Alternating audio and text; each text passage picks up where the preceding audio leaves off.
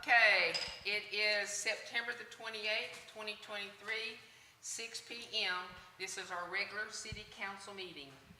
Meetings are available to watch on your YouTube channel. Search for the City of Bruceville-Eddy and click the subscribe button.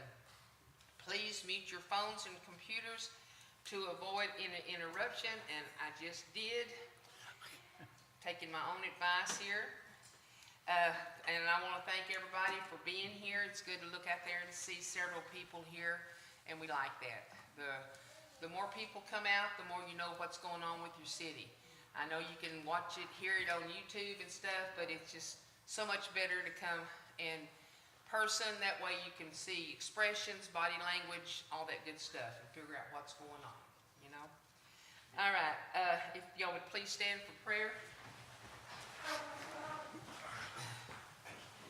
Lord God, we invite you to preside over this meeting. Even if we have different opinions, give us unity of spirit. Help us to each listen politely as others share their points of view.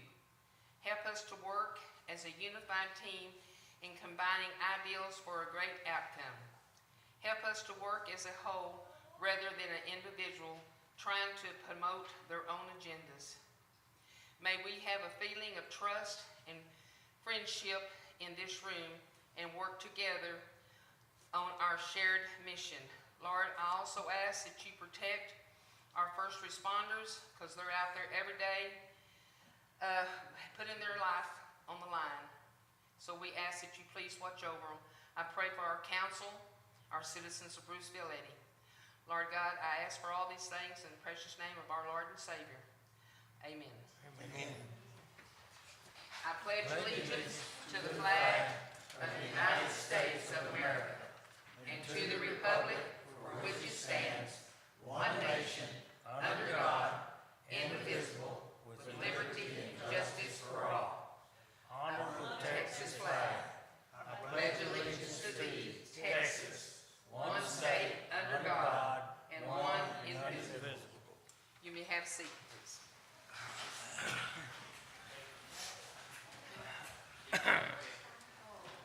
Okay, now I want to thank all of our council members. We have a full house today. Starting on my right, it is Councilman Griffin, Councilman Prater, and Councilman Bass. And then to my left, it's Councilman Wiggins and Councilman McGruer. And then we have our City Administrator, Kent Manton. In the back, we have Michael Dorsey, our Chief of Police. And we have Pam Combs, our City Secretary. And we have Danielle McGruer, she is our Court Clerk. And we have Thomas Arnold, our Code Enforcer. And Jean, there's Jean. And then we have Jean Sprout, who's our Water Director. Okay, I think I got everybody. I think so. So at this time, is there any community announcements at this time? Yes, Mayor, we have a few different items up on the community announcements agenda item. First and foremost, we've got the community night out. That is this Saturday, September 30th, starting at 6 p.m. And I'd like to invite Danielle McGruer up to give us a few more bits of information. Hey everybody, it's Danielle McGruer. So Community Night Out is basically a spin-off of National Night Out. National Night Out is the first Tuesday in October in Texas. And National Night Out is a day where the community gets to know their first responders and other community resources. When I asked the chiefs whether people would come on a Tuesday night with school in session and everything, they said it would be better if we did it on a Saturday night, so that's why we're doing a Community Night Out. On September 30th, it's going to be from 6 to 8 at the fire station. We're going to, at about 6:30, play Paw Patrol the movie. So, little ones, come on out. We're going to have a great movie. The fire department, and Colton, yeah. He really wanted that movie. He's really the reason it's being played. And fire department is providing hot dogs, chips, dessert, and a drink for free to all citizens who come. City is providing popcorn to everyone who comes, and then we got a ton of goodies to give out to people from the 911 office and Hot Cog and the Municipal Traffic Safety Initiative. which is what I'm putting this towards so that we can get an award at the end of the year. Thank you, Ms. Danielle. Appreciate it, Danielle. So just a reminder, city offices will be closed on Columbus Day. This is October the 9th, so go ahead and mark that down in your calendars. Also, in October, we've got a couple different events coming up. The first one to note is we're going to have a special call council meeting for October the 12th. The agenda was already starting to pile up for October, and so this is going to allow council to consider quite a few different things. The next one, if you don't mind going to the next slide there, Danielle. The Volunteer Fire Department, they've got their annual fish fry on October the 14th, starting at 11 a.m. This is not Red River Shootout weekend, or is it the Texas OU weekend? Not sure if you... Yeah, okay. Conflicts, but I think they might be able to put the game on, just FYI. Now that they're hearing this, they'll definitely accommodate me, right? Yes. So then we have a Meet the Candidates forum being planned for October 19th at 6 p.m. So this is going to be an opportunity for everybody to get to come out and talk to the mayor and talk to all the council candidates that are running for the November the 7th general election. Then, Mayor, did you want to touch, or Chief Dorsey, did y'all want to touch on Blue Santa collections again? I'll let the chief. Okay. I will say something while he's coming up here. We're trying to collect toys and stuff for the kids, and if anybody wants to donate money, then we will take it at the windows, and it will be put up, and your name will be added to it. Okay, Chief? Thank you, Mayor. Yeah, this month we kicked off Operation Blue Santa. It's going to be for children 12 and under, and then it's open to all families in Bruceville-Eddy, and we are taking donations for new and unwrapped toys for boys and girls 12 and under. The event's going to be held Saturday, December 23rd from 6 p.m. to 9 p.m. at the police department, and our goal in this operation is to, outreach to as many families as we can, to give gifts to children, and then offer a meal free to families that want to attend. So basically enjoying a meal with the police department and whoever else would like to show up. And then we do have a couple of different donation stations, one being City Hall, also at the police department, then over at the school and the school resource officer office, which is located in the high school. And then anybody that wants to sign up, I thought it'd be best, they're welcome to call, but I included in the flyer an email address that goes to the police department, the pdinfo@bruceville-eddy.us. So anybody that'd like to sign up for a gift for their child or letting us know they want to attend a meal, then if they can just sign up through that email. That way we can make sure we have it down for them. Yes. So. Very good. Anything else on that? It's going to be a good thing. This is our first year to do the Blue Santa. Blue Santa has been going on in Austin, Temple, Waco. It's been going on in different cities and stuff in Texas, but this is our first year to do it because we have so many children here in the city of Bruceville-Eddy that sometimes maybe don't have a present under the tree. This way we know they're going to get at least one. So please feel free to donate a toy or money or food, whatever you want to give, we will take it. We're not, choosy. We will take whatever you give us. Trust me. We thank you very much. We've got a box, almost full out there, and a couple of things in another one. So we're trying to fill them up. And I'll empty that and we can refill it, whatever we got to do. So it's going to be a good thing, I believe, for the Blue Santa to be in the city of Bruceville-Eddy. And that's all I have to say. Anything else, Chief? No, ma'am, not on that. Thank you very much. You're welcome. On the next community announcement, just wanted to make another push. We do have a few dogs being taken care of that are open for adoption. So if any of these Fidos look like they would be a welcome addition to your home, feel free to give us a call. Or if you know somebody who knows somebody, they can get in touch with Thomas Arnold, and we can make that happen. And then, do we have some other community announcements? I'll open it up. Mr. McGruer? Oh, yeah, Ms. McGruer? Bruceville-Eddy United Methodist Church will be having trunk or treat on Halloween night, starting at 6:30 until all the bags run out. We're trying to put out, I think, 430 bags or something like that this year. Great, thank you. And Owen's house will also have a haunted house this year, again. And so please come out and enjoy and get a little spooked and get some free treats. Okay, Mr. McGruer? Okay, we presented about a month ago a personal safety and active shooter program through Bruceville-Eddy United Methodist Church. We're going to do that again. Last one was in cooperation with Bruceville-Eddy PD. We're going to do that again with Bruceville-Eddy PD, but we're going to do it here at the City Hall, and we're going to do that on October 21st at 2 p.m. in the afternoon. So all are welcome. There's no cost. It'll go through security concerns at your house. Are you secure, and what are you using for security at your house? It'll go for public awareness, and then we'll go through a scenario where we will have an active shooter. We will have a police response. What date was that? That'll be October 21st at 2 p.m. It's on a weekend, isn't it? It's on a Saturday? It's on a Saturday. It's a Saturday, that's correct. And the animals that we have over there, they are all sweet. I encourage anybody that wants to come and help us walk them, buy some dog food, take them home, you know, whatever. If you know somebody that would like to just love them, they are all sweet dogs.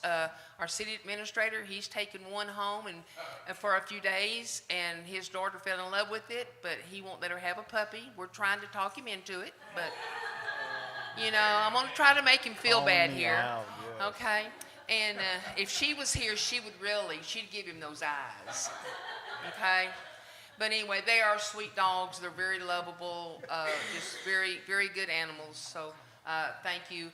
And last but not least, we had another officer just walk in. For you that don't know, there's Sergeant Martinez right there. I'm sitting at the end. So he is here with us too. All right, anything else? Any more community announcements? Yes, ma'am. We're doing a send-off tomorrow for the varsity football players. We're playing Bruceville varsity football team. They are 0-4, so they have not won a game, so we would like to keep them losers.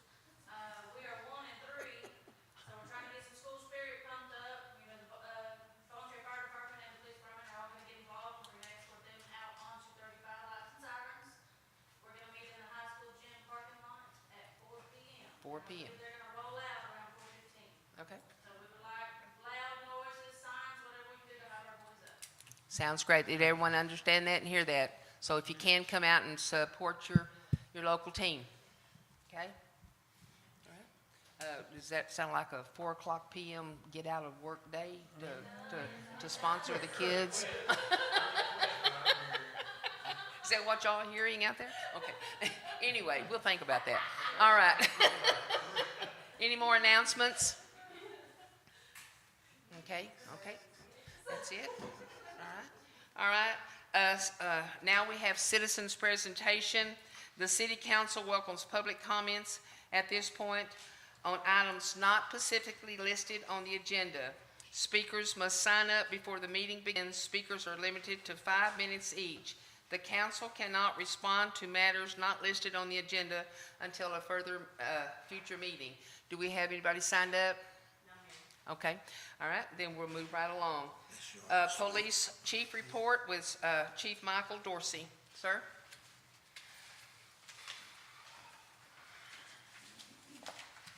Good evening, Mayor and Council, Mr. Manton. And welcome to all our citizens and visitors tonight.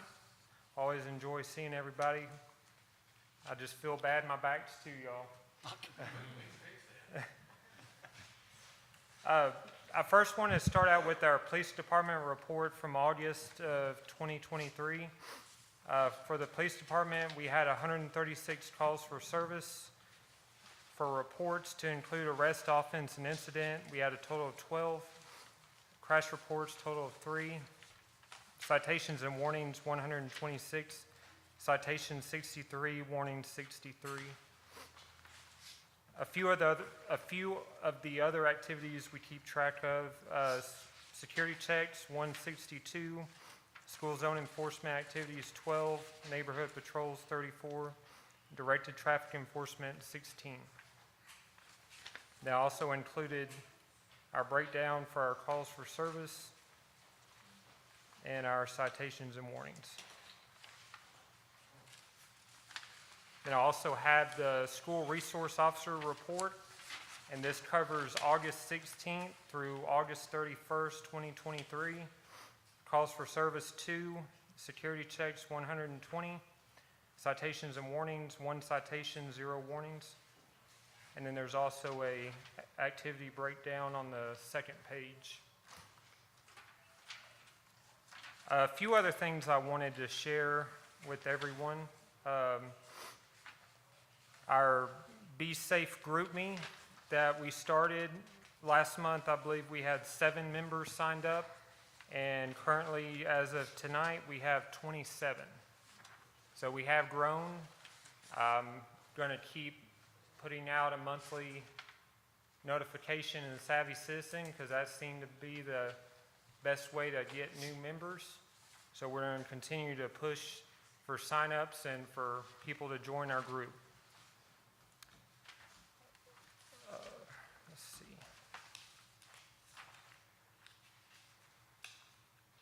Also in the month of August, actually a few things as far as our calls that we responded to. On August 1st, our department responded to a questionable death call. And you know, a lot of times when we respond to death calls, even if it's a natural death, we still respond and investigation's still conducted. You know, the Justice of the Peace normally shows up on all death calls, and that, you know, he'll determine if there would be an autopsy or not. And, you know, more so than not, it's a natural death, but sometimes it may not be what it appears, or it may not be a natural death. And the call we responded to on August 1st was one of those type of calls. So it launched an investigation that's been very time consuming. Because we received the call on August 1st, and I've been neck deep in the investigation pretty much ever since then.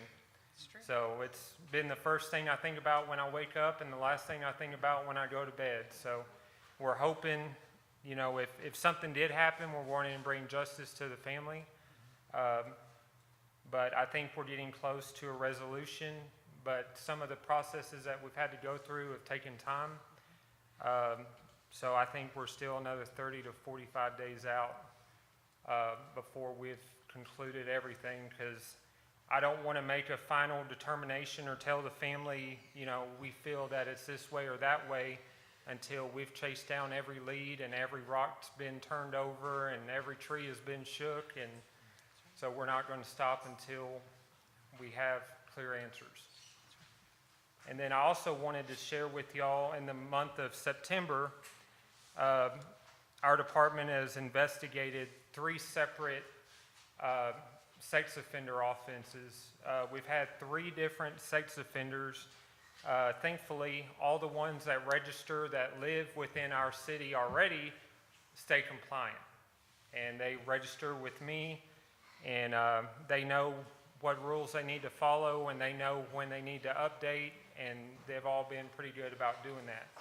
But we had 3 different registered sex offenders move in from different areas. They were registered in a different city. They came into Bruceville-Eddy to live, and all of them were living with other people. But we identified these 3 individuals that were not compliant with their sex offender registration, that did not register with us. And we obtained arrest warrants for all 3 individuals, and those offenses range from a state jail felony to a 3rd-degree felony. But they've all have been charged, they've all been arrested, and so all those cases are pending. But the reason I bring that up is I'm real big about, sex offender registration. And I'm big about people being compliant with sex offender registration. And the main reason I bring this up is that, we have zero tolerance for those that don't want to comply with the law, and we will be paying you a visit if you don't. That's right. So, We're proud of that.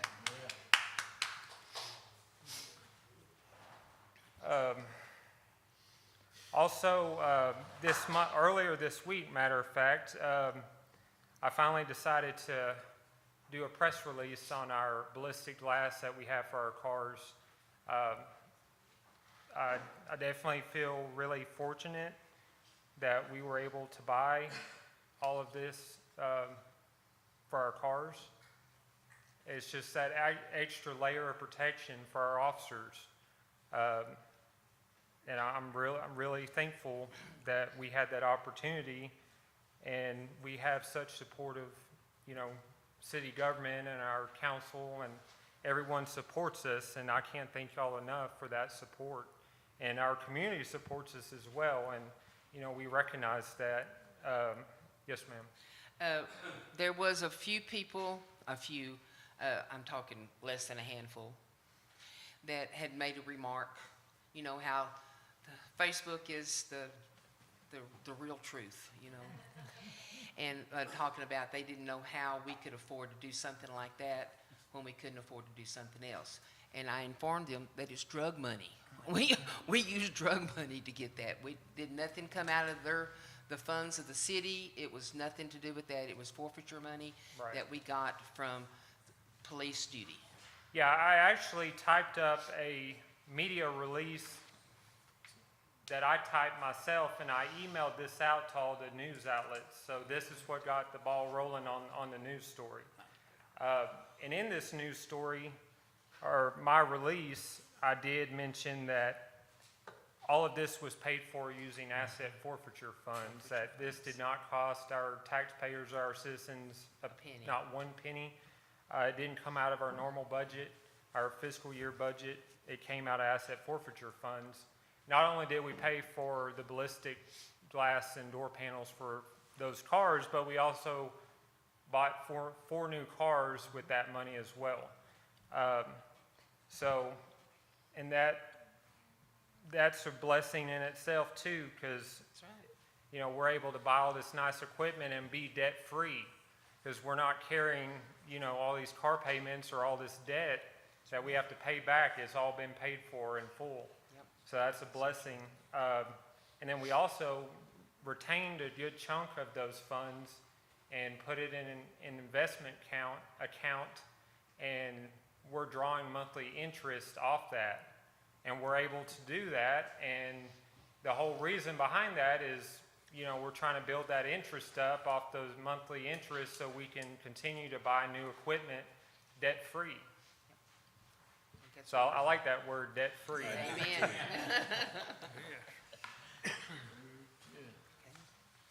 So back to the news story.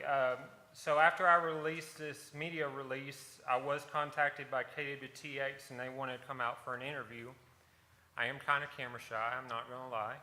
But I think it turned out all right. There were some things that they did, I gave them the full story. They asked me a bunch of questions, but then when they aired it, it was, of course, a condensed version of the whole story. But they did capture some good parts of it. But I did feel that it was important to get that out there, to let people know that this is available. There is a cost associated with it, but it is available. And I think, hopefully more agencies will get this equipment, or at least a windshield in their cars. Because when an officer, is being shot at, especially in a car, you don't really have a whole lot of places to go when you're inside of a vehicle. So with this, you know, if it can save the officer's life and give them a fighting chance to fight back and save their life, you know, that's priceless. Yep. Yes, sir. I noticed in there, I didn't know this before, but the glass stops bullets coming in. Right. But the officer can fire out and the bullets will go out. Yes, sir. I didn't know that. That's really great. Amazing, I don't know how they do that. Whoever did it's pretty smart. It's beyond my education. Yeah, all those glass panels, they're handmade, they're individually made, so, I mean, a lot of time goes into those. So, also, I'm trying to get more frequent on releasing PSAs, I call them public safety announcements, but we came up with a new one that I put out earlier this month. I always try to use the BE for Bruceville-Eddy, but crime does not belong in BE. So we put this PSA out to share with our citizens, remind them on some tips on how they can record, report, and remember. Recording information to share with us, reporting crimes, especially reporting as soon as possible, and then remembering, you know, the important numbers and the ways that they can get, you know, citizens can get a hold of us. And then I shared the little QR code you can scan to join our GroupMe app. It's at the very bottom.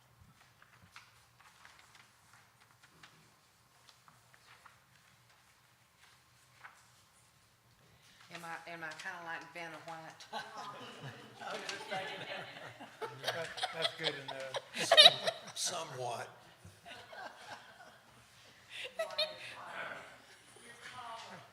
I'm taller. Okay, thank you. If anyone has any questions, I'll be happy to answer. If not, we can go to the next item. Is there any questions from the, Mr. Bass? I understand there's a new officer at the school. Yes, sir. He's fixing Oh, you fixing, okay. I was gonna say where. it. Yeah, okay.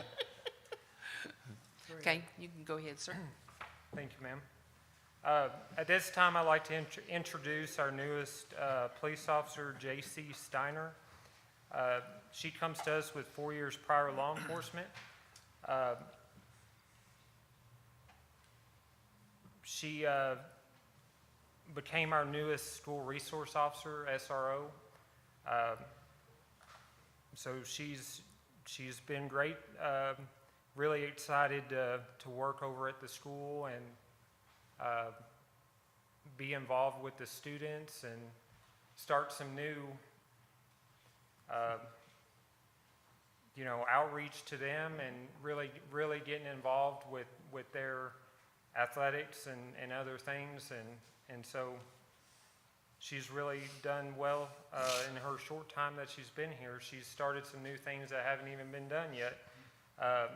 She also, anytime you have a school resource officer, they're required to take a school-based law enforcement course. It's a state mandated course you have to have within 180 days after they're appointed as a school resource officer. And she actually completed that course before she even started her first day. So she really took the initiative to do everything she was required to do ahead of time. She did.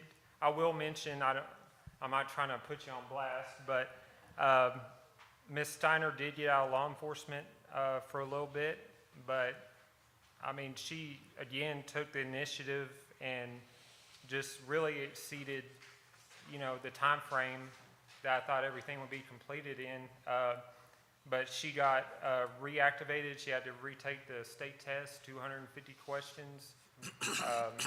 That's a really tough test, and she passed it the first go around.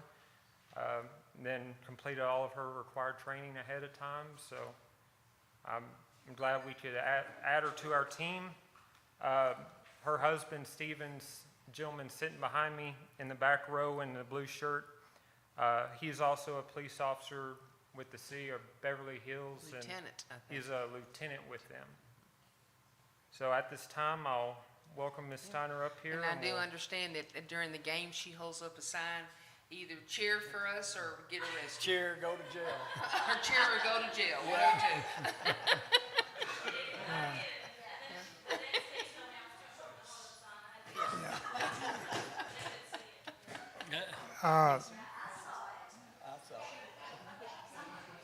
Since she came, I've heard all kinds of good stuff. The teachers and the students, they love you over there. And so they're so glad to get you. Thank you. we're You're glad doing to a great have her. job. So I'll welcome her up and we'll take care of her oath of office real quick.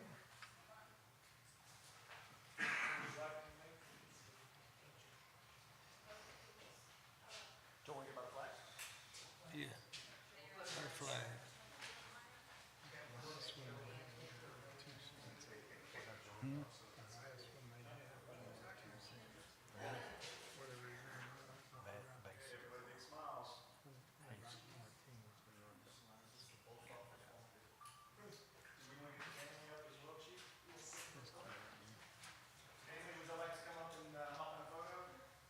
Sure.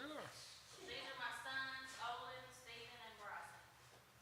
They like to give fist bumps.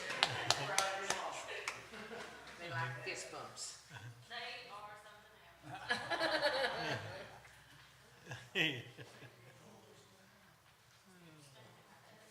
That was the training for being a school resource officer. Oldest is taller than me.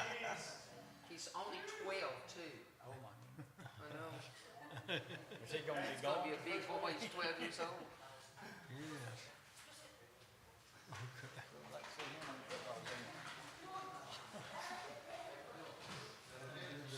Go back to the mic.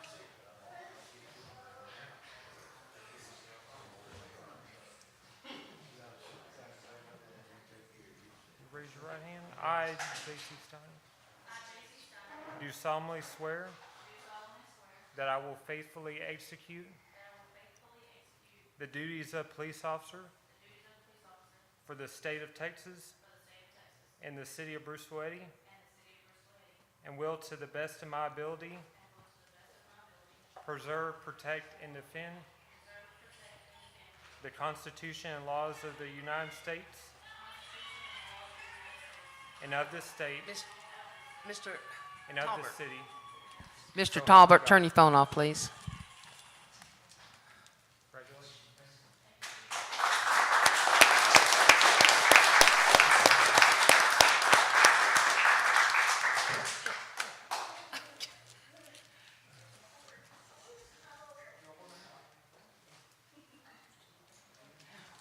Okay, moving right along.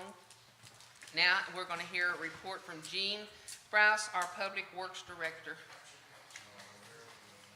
Spruce? Same Ralph? story, different month. Water, water, water. So, we're moving forward with the Friendly Oaks well, or the project out there with the sensiphone. We talked to the gentleman the other day.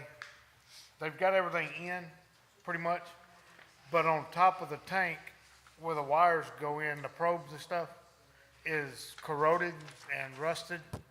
So he shot me a quote around between $700 and $1,500 to replace all that.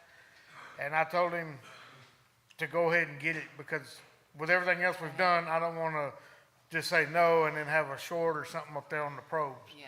But other than that, everything's been working good. This will get us where we can be notified if the well trips out and stuff like that. So we're moving forward on that project. Water leaks, we've had a few. And you'll see in this month's report and next month's report is gonna reflect the amount of leaks we've had. We've had 8-inch T bust, PVC T come apart. We've had a 6-inch by 3-inch T come apart, and they were all PVC. They're not anymore. It's all steel. I won't glue PVC back in the ground. Thank you. Sorry, but we're trying to, make sure everything stays up and running. I think we're getting Blue Bonnet to come usage coming down now, so that'll help us offset, I hope. Y'all got any questions for me? Does anybody have any questions? Mr. Bass? It's a good question, so don't frown. I mowed your grass for you. He mowed The water loss for the year average was 31.05%, Right. but for last month, it was only 17.03. How in the world did that happen? Well, the best way I could say it happened, if somebody notices a leak and we get notified as soon as somebody notices it, then we can cut that water loss down. But if we don't know it Yeah, and it leaks for, you got a big green river or whatever, and then we get out there, well, then we can't account for all that water loss because every month it has to change. yeah. So as soon as we can hear about it and we can get on it, the better we can knock that loss percentage down. Okay, so nothing was changed, it's just, Just fixing a hole. you found the Responding leaks in as time soon to as fix it. possible to the leaks. Well, that's good. Okay. Anybody else have any more questions on the water? Mr. Talbert? What did he say about what? Blue Bonnet, they're still under stage 2 water restrictions, just so y'all know. But we're getting, with Friendly Oaks coming back online, that's gonna at least keep us from having to use so much, rely on Blue Bonnet and Talbot water for that end of town. Yeah. So it's bringing that usage back down for the month for our average. Okay. Yeah. And then once we get Westridge back up and running, that'll bring it down even Bring it more. down more. Yes, sir. Mr. McGurr? Gene, Your mic, your mic, please. one of these days I'm gonna get this right. Gene, is there any way we can tell that somehow the water usage has kind of spiked in a certain area or something, where we go out there and check for a leak? Well, and that's what I've got my guys doing, especially at Friendly Oaks area, because you got the well here, and around the corner, you've got the pump station. So the water is metered from the well, but it's also metered into the pump station. So I tell them, take your reading from the Friendly Oaks well on this day, go to the pump station and subtract them. Normally around Friendly Oaks area, you're gonna pump about 100 to 125,000 gallons a day. And if you go over there and you start figuring your numbers and you're at 200 to 300,000 gallons between the well and the pump station, then you start looking on Old Bethany and those known areas for leaks.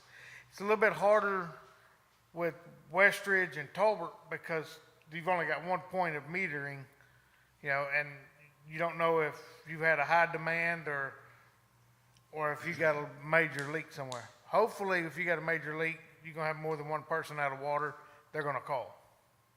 Okay, so what you're saying then is if we had a major leak, then people down the line are going to either lose pressure or lose water altogether, Yes, which would be an indication to you. 2 weeks ago, we had a leak. I was staying late to go to the fire department meeting, and my phone, I was on call, so I started getting calls on Smith Lane. I've got low pressure. So I go from the shop to Smith Lane, back to Foster Branch, which there's no shortcut to get there. You've got to go Old Moody or Old Bethany. Check my PRV over there, see what I got.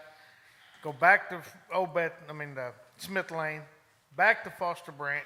We found a 6-inch split, 20 foot long, that we worked on that night. And Okay. when they call about the low pressure, we go start at the call and work our way back. Okay, thank you. Right. Okay, I think that's it, Gene. All right. No more questions. Thank you, sir. Thank you, Gene. Okay, engineers report. Kent, do you have anything from the engineers? Not specifically, that isn't covered in my city administrator's report, but I Okay. will definitely answer any questions that council or the public might have on these reports. Does anybody have any questions about the engineers? Mr. Wiggins? Okay, on that Eagle Ranch, did Would they complete the plat review for that big ranch? Yes, sir. Said it'd be the week of September 25th. Yes, sir. They completed it yesterday afternoon. We actually had a meeting at MRB, and the engineer who was reviewing it touched base with me. So we got that back in today, or yesterday afternoon, and then I sent over to K-Bar this afternoon. Okay. Thank you. I have a question. Okay, Mr. Bass? Have they checked, I'm sure they have they checked with McLennan County to be sure they can put that many septic systems in that area? Was it 24 acres, I think? I'm not 100% sure on what the total acreage is. I don't think they've reached out to McLennan County Public Health District for the septic system engineering just yet. But we have submitted this plat just for initial consideration to the county engineer, and he said he's currently taking no exception to the plat. Well, the reason I say that, several years ago, 7 or 8 years ago, McLennan County said that southern McLennan County had just about reached its full limit on septic tanks.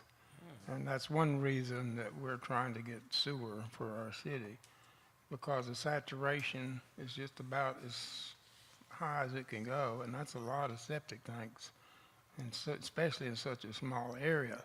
Well, I just wonder if they are aware of that. I'm sure they are, but This is the first time I'm hearing of this, sir. yeah. So I'm not 100% sure. Because if they go to all this trouble and then get ready to start building 80-something houses, and then McLennan County says, well, the ground won't take that many septic tanks, and they're not going to be in the city limits, so they can't be on the city sewer.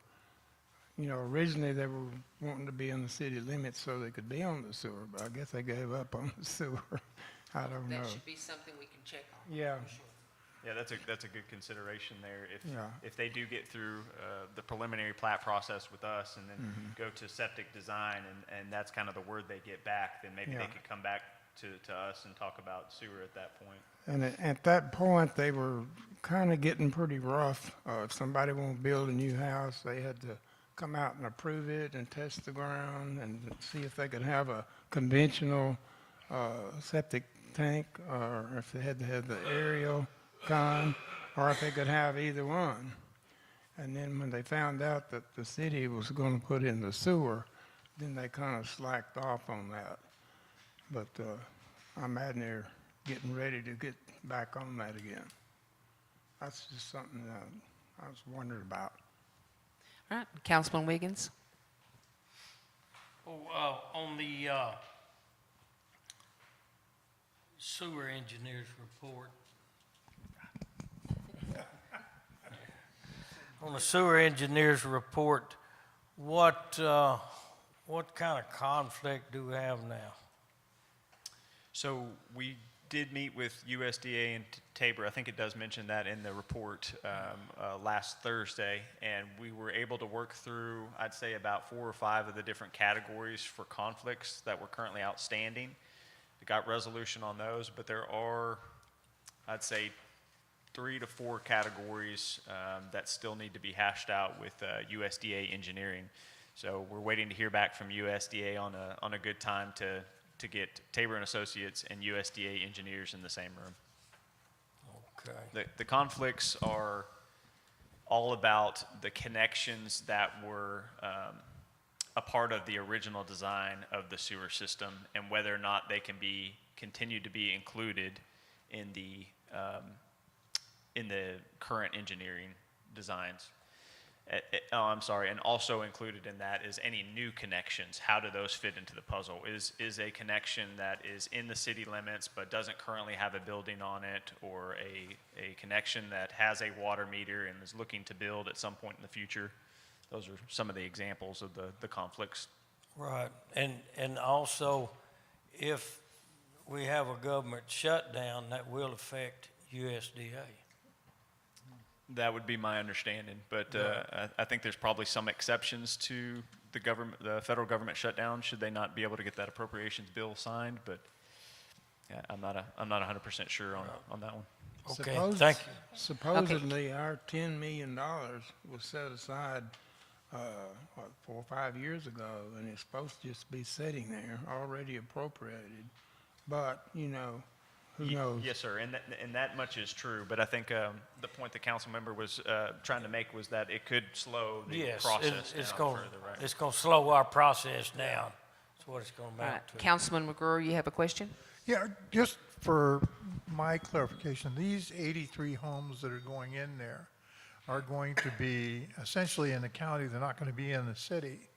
And so they're going to be on a septic system. Was there a plan at some point, or do we have a consideration at some point to include them in our sewer system?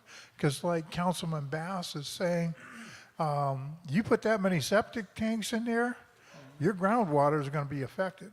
And then if they do come into the city, it'll be after we start the sewer system, so they will have to pay for all of that. Correct. Yes, sir. That is correct, Mr. Bass. Any future connections would not be a part of the USDA loan and grant that we're currently pursuing.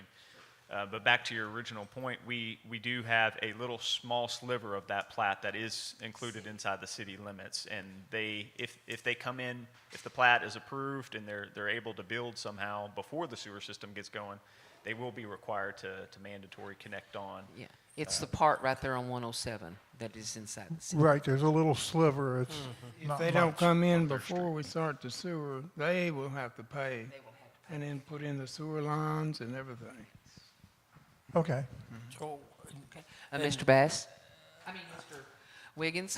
okay, and on that note about the sewer, while we're talking about that and adding, you know, other housing to it, once that sewer gets built, as Johnny has told us, the day it's built, it's at capacity for the people that's already within the city, not counting these new houses that may come in, you know, like these 80 or maybe these possible 400 or however many it's going to be on the Fowler land. So I don't know what I don't even know what we've been telling these people. You know, hopefully we're not telling them, yeah, you're going to get sewer right now, because that's not going to be true. So anyway, I just wanted to point that out. All right, we have, Rick? And that's Edmondson. Yes. Okay, Edmondson. so as far as this sewer system is concerned, have we taken into consideration expanding before it gets going to take care of this kind of situation with more houses being built in our city and around our city? You know, expanding the size of the sewer plant to begin with? So with the USDA design, no, we are not taking into account any expansions. Any redesign with USDA would likely slow the process down. Okay. We have already accounted for the very small amount of space that we will have when this sewer system is built out. Yeah, it's going to be very little capacity, is what I've been told. So we're already kind of starting the process of mulling over how are we going to move forward once we get this built and begin the process of expansion to accommodate and develop. Okay. However, with the BVRT proposal, that would kind of change the game if that came into the equation, because it's a much smaller footprint and they have much bigger capacity to handle additional inflows. Yes. It would at that point, it would probably be a limitation of the collection system versus the treatment plant. Okay, thank you. Mr. Talbert? I'm sorry, sir? Almost everything is, yes, sir. Yes, sir. Okay. Yeah. Yes, sir. Yeah. Well, we're talking with people and that can service that many people plus, and they have room for expanding, but that is in process. I mean, we're discussing with them. Yes, sir. Yeah. Well, the people that are here inside the city limits, they will be getting sewer, right? The ones that are already been signed up. For the most part. For the we're- most part, yes, yes. Okay. All right, Councilman Bass? The original sewer plan for the plant itself out there in the country across the railroad, it was a pond design because that's what we decided to go with. And it's divided into 4 sections. And it'll take one section to put in the sewer treatment plant for our city now, and is to be designed to take up to, I think it's 5,000 people. But it can be increased, doubled, and then it can be increased again and then again in that same area. All you have to do is just add on to it. It'd be 4 sections, and we'll take section 1 to start with, and then as the population grows, we move over and take in section 2, and then 3, and then 4. So it would go up to, 20,000 people eventually, if you needed it. I don't think we'll need that much. Yeah, that was with, But that's the way it was designed, and the $10 million, that's what it covers, unless it's been changed.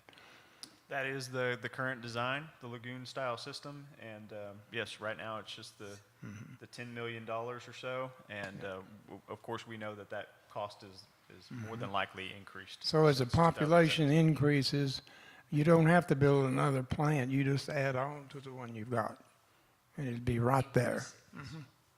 Okay. any other questions? Okay, we're moving right along. Community Development Report, Thomas Arnold.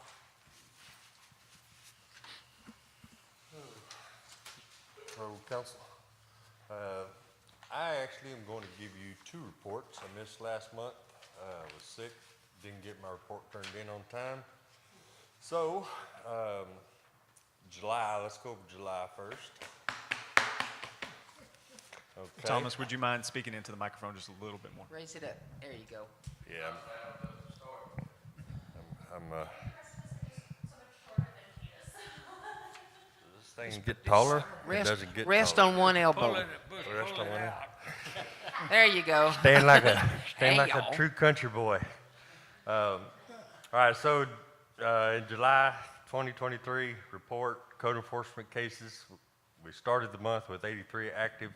I closed 34. I opened 15. So currently active at that month, we had 64. I had 8 office visits, and I gave out 15 verbal notices or door hangers. Unfortunately, I wrote 12 citations, 4 for dogs running at large, 4 for required microchip, and 4 for vaccination of dogs and cats. But it's basically 4 dogs. Got 3 tickets each. Let's see, number and types of cases closed. I closed 14 rubbish cases, closed 3 no permits, closed 15 high grass, and closed 2 distance requirements for livestock.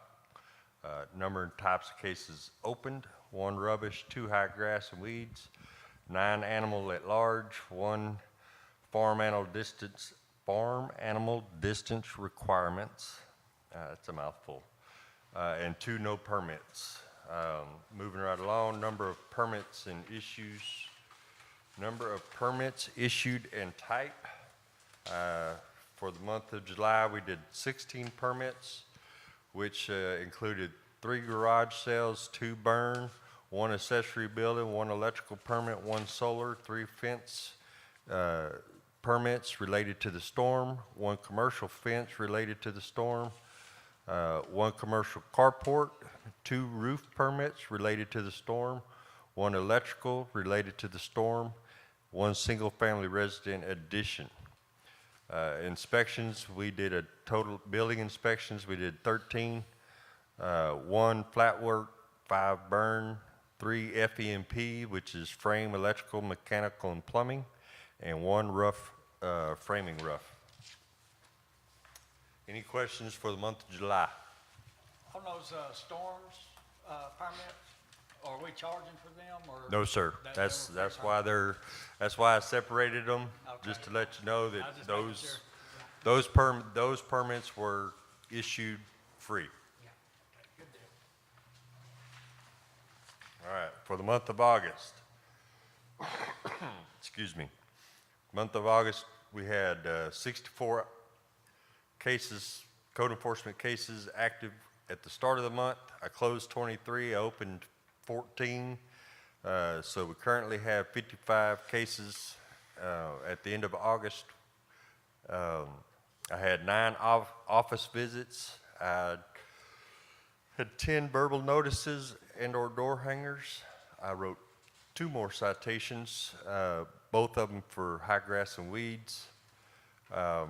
Number and types of cases I closed: 3 no permits, 15 high grass, 2 distance requirements for livestock, and 3 no permits. Number and types of cases opened: 1 rubbish, 2 high grass, 9 animal at large, and 2 no permits. Number of permits issued and type: we had 8 permits issued for the month of August, 2 garage sale, 3 solar, 1 roof due to the storm, 1 electrical due to the storm, and 1 single-family residential addition. We had a burn ban for the month of August, pretty much the whole month, so no burn permits were given out that month. In building inspections, we only had 6. We had 1 final, 3 solar, 1 framing rough, and 1 electrical. Anybody have any questions for me? Yes, sir, Mr. Wiggins. What is it, explain that, what is that, the distance requirements livestock? Distance requirements for livestock: if you have livestock, sheep, goats, chickens, any other kind of farm animal, you are required to have 150 feet from your neighbor's house in order to have livestock on your property. Oh, okay, all right, thank you, that's all, Good. I just didn't know. You bet. Is that all, Thank you. sir? Thank you, sir. Okay, City Administrator Kent Menton's report. Thank you, Mayor. Okay, first and foremost, talking about the tax rate, we had a citizen and a council member approach me about potentially increasing our exemptions come next year for our property taxpayers. Right now, the city of Bruceville-Eddy offers a 65, someone who's 65 and over and who has a homestead exemption with a $10,000 exemption. No exemptions are currently offered for homeowners under the age of 65. We are going to be working with the CADs to look at some research at what kind of financial impacts that could potentially have for the city if we were to increase that, and give council some options to play around with. On the sewer system, so we have been in touch weekly with USDA since the end of August, and I've been assured that all of our current documentation is under active review. On Monday, September 18th, we did meet with USDA we did receive from USDA an engineering agreement amendment. This is the one that council approved back in, I think it was August the 1st. So that one has been provided back to us. Then we had a joint meeting with USDA and Tabor Associates the morning of 9/21 to discuss the engineering design issues. We did already briefly talk about that, and I can answer any questions that you may have. But I'll just go ahead and move on for the sake of time. BVRT, they submitted their initial draft agreement to us a few weeks ago. I promptly reviewed this, added comments before sending it over to our city attorney for priority analysis. I then had a couple phone calls with Art Rodriguez. He is the Messerfort McDonald attorney who specializes in water and wastewater. So he had a few questions for me as he kind of reviewed this, and he's got that under active review right now. The financial components of this agreement are actually still being finalized by BVRT. Talked to Jeff this week. He had some questions for me as to what rates we were looking at based off of our previous $10 million loan and grant. So I sent him over some additional information. They're trying to get as creative as possible to make this a viable consideration, but now that they're starting to kind of dig into things, a reality is starting to set in. You know, they've been spitballing and kind of giving us some ideas. So I'll be interested to see what that financial agreement looks like when it comes in. I also heard from Dan Pleitz, our bond counsel, this past month. Just gave him an update on the status of the sewer project. He was of the opinion that we might want to start looking at considering executing those certificates of obligation. There is a 45-day to 60-day window that will start once we give him the go-ahead. The mayor and I, we talked about that a little bit. We think it's still best. Right now, we're still being told that bids are going to be happening in the fall. I think we should probably just hold off until we get the go-ahead from USDA before we go obligating ourselves to those. Just as a reminder, that bond will be a drawdown bond, so we don't have to pull out everything all at once. We can pull that out in increments, use what we need, and then continue to do so until that loan's used up. Mr. James Talbert, he's in the room. Thank you very much. He was able to secure a meeting with Congressman Pete Sessions, myself and the mayor, and Mr. Talbert as a constituent met on September the 16th to discuss our sewer systems funding and future timelines. I thought the meeting went very well. Congressman was very receptive of the issues that we're facing, and the next week I knew something that was happening in DC or at his office because I got a lot of phone calls from staff, and so I think they're going to be able to help us move this process along a little bit. So we're certainly appreciative of their help. Just bottom line, I haven't heard anything otherwise to make me believe that we are no longer on track for a fall bid. Any questions on the sewer system before I go plumbing along into the water system? No? Okay. Water system, as Gene mentioned, Sensiphone is currently being installed. Danielle, if you want to go to the next slide there, at Friendly Oaks. Yeah, so these are some progress pictures from what's been happening out at Friendly Oaks this week. The first pictures on your left-hand side is kind of a timeline. Heart of Texas wanted us to move those meter boxes off of the service pole. So the first one is how it looked before, got all the trenches dug, got the meter boxes off, and then we got it on a separate rack. And then that last picture on the right-hand side, that is the surge protector. So this is what is actually filtering the electricity before it gets to the VFD. Since this has been installed, and I'll go ahead and knock on wood for you there, Gene, we've only had a couple tripping events. So it's decreased their workload, their babysitting of this well significantly. We do need to dial it in a little bit more, though. Hopefully get that auto reset a little bit more user-friendly. But once we get the Sensiphone in, as Gene said, that will let us know when the water levels drop off and there's a potential issue over at Friendly Oaks. So thank you, Council, for your support on getting these wells up and running and properly protected. Okay, MRB did come out and inspect the work on this site. However, there were no test wells installed. So I went ahead and let Wallace know that we needed to get those knocked out. He said he apologized. He had those parts on order. He didn't get around to installing them. So we're just holding off on paying the invoice until that's all completed and we can snap some photos to send over to MRB. Yep. Westridge, we're still awaiting that motor to come in from Franklin before we reinstall the well at Westridge. Water Company of America, they presented last month. We have that contract with our city attorney. We didn't put a huge priority rush on that one, but they are currently reviewing that. The water model in GIS. So yesterday afternoon, we were able to, myself, Johnny, Pam, we were able to meet with MRB down in Temple. We got the initial preview of our water model. I'll just say that things were a lot more expensive than we originally thought, but we were kind of expecting that. The pressures that we know we're having issues with, the areas that we're having an issue with, are pretty much the same as the water model that you were provided last year. However, there are some deviations to that, and Pam and myself will actually be submitting a few water meter feasibility studies to MRB to see if there's any other considerations that aren't currently holding up some of these meters that people have been waiting on. So that's kind of exciting news on that front. MRB will be planning on coming out on October the 12th to present to council and to answer your questions and to give you a nice handy-dandy report with some presentation as well. Let's see here. On the development front, let's move on to that one. Commercial activity, I think everybody's aware. Creamy Donuts unfortunately closed their doors for good. the mayor and I, we were able to reach out to the property owner, and we had some local businesses who were looking for a physical location. We were able to kind of plug them in. They were able to work out a lease agreement. And so we have a daycare going into that old location. They're just working through some of their state compliance issues, some of their city compliance issues, working on getting everything up to code to safely have kiddos in there. And so good luck to that business. The area definitely needs it, and we're excited about that one.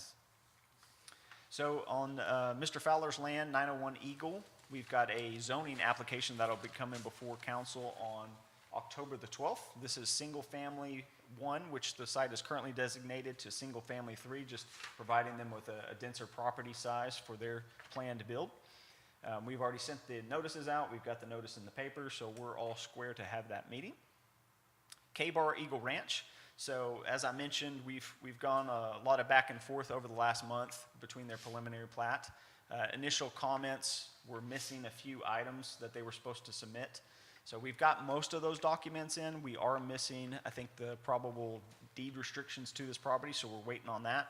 However, the developer did submit plat revisions. They added some items that were missing, and we sent this over to MRB yesterday afternoon. They were able to finalize their plat revisions, comment revisions, and I'd say it's about 10 or so items, and we had some council members who had some concerns about some of the drainage over in that area, and so we got our engineers out on site. They took a look, and so some of the comments actually do involve some of their drainage calculations, so definitely a good catch on that. I have a question. Yes, sir. On the plat, I noticed there are 2 lots there that are circled in red, and they're on the corner lot. One of them is right on the corner of 107 and Mackey Ranch, and the other one was down on Mackey Ranch where the road turned off. And they're circled in red, and it says there's going to be a pond on those 2 lots. What is the purpose of that? Yes, sir. So that is for the drainage improvements for the site. okay. So when you've got 82 homes going on, you're creating more impervious structures. So that runoff needs to go somewhere. That way, it's not going I down. thought and flooding maybe they're people's going to houses. have fishing hose for the. I can't speak to that.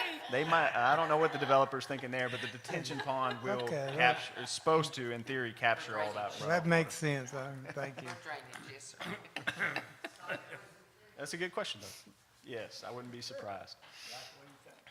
We really haven't had a whole lot of back and forth from BE Travel Center, the Ascent Travel Center. We did host another staff conference with them on 8/23. I can't remember if I already brought this one up or not, so please stop me if I have. But we have been in regular communication with them, just trying to help keep the ball rolling. There's just, I guess you could say, just a lack of clarity on what they needed to do to finish, appeasing all of our requirements in the platting, in the construction, in the construction plans process. So we're trying to keep them on track the best we can with that, and we're hoping that a gas station comes before your review very soon. CEFCO, they were supposed to be meeting with the school district this month on 9/21. I understand that there might have been a quorum issue over at BEISD, so they've rescheduled for early October to have that discussion, but they're hopeful that this project maybe has enough traction to move forward to the preliminary plat process. So we'll see what they can work out over there. And then the last ones here are kind of minor. I haven't had a whole lot of updates on FM Land Holdings, the RV park off Hodge Road, and Deer Creek Mud, but I can certainly answer any questions that you might have. And with that concludes my report, and I'll answer any questions. Anyone have any questions? Okay, nope, all right, moving right along. Number 10, consent agenda. All items listed on the consent agenda will be considered by the city council and will be enacted on by one motion. There will be no separate discussions of these items unless a council member or a member of the public requests. Okay, so item A, approval of the minutes. B, financial. B, number 2, council to discuss, consider, and possibly take action on the August the 23rd 2023 accounts payable to the General Water and Sewer Fund. C, dates and upcoming council meetings. D, purchase professional services. E, auction of surplus items.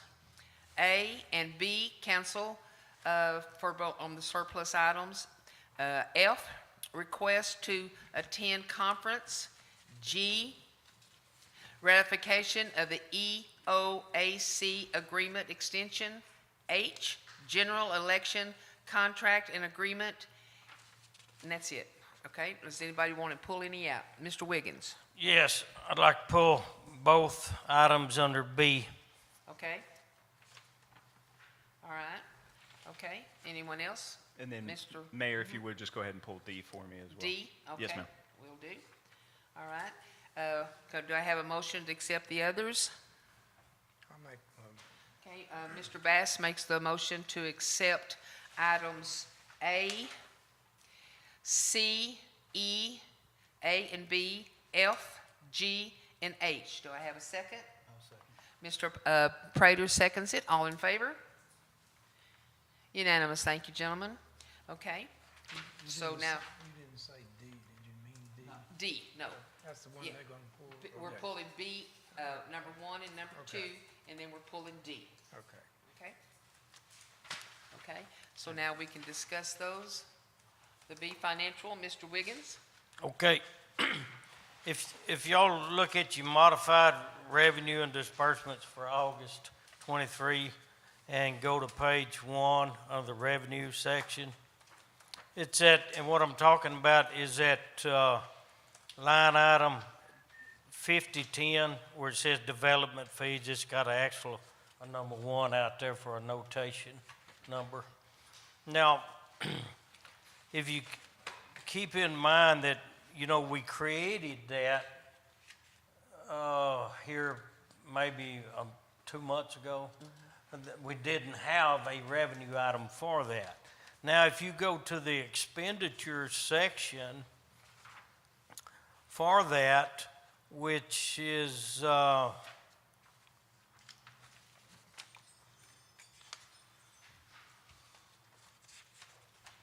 is it?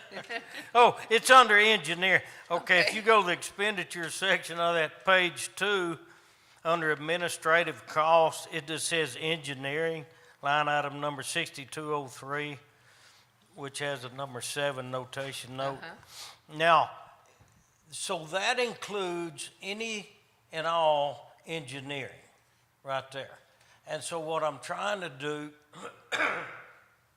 excuse me, what I'm trying to do is separate this out, and I talked with Esther about it, where we can have a separate line item for development, okay? And so that way you can look at expenditure under development and then it'll coincide with the revenue section. And then it'll be more transparent that way, because otherwise we'd have no idea what all is in the engineering section. So what I would like to do is make a motion that going forward that we create an expenditure line item for the development section under the engineering. And Esther and I've talked with Ken about it, and I believe you understand what I'm asking for, correct? Yes, sir, I believe so. And if there's any clarification, I can certainly come and get with you. Okay, so, and that's the only reason. Other than that, all the finances are okay, but I just wanted to pull it because of that and make a motion. And like I said, I will make a motion to accept the finances for the August 2023 financial reports for the general water and sewer fund accounts and the accounts payable for the general water and sewer fund accounts, with the exception that we add the, what I just discussed under the expenditure Do I have a for second? development.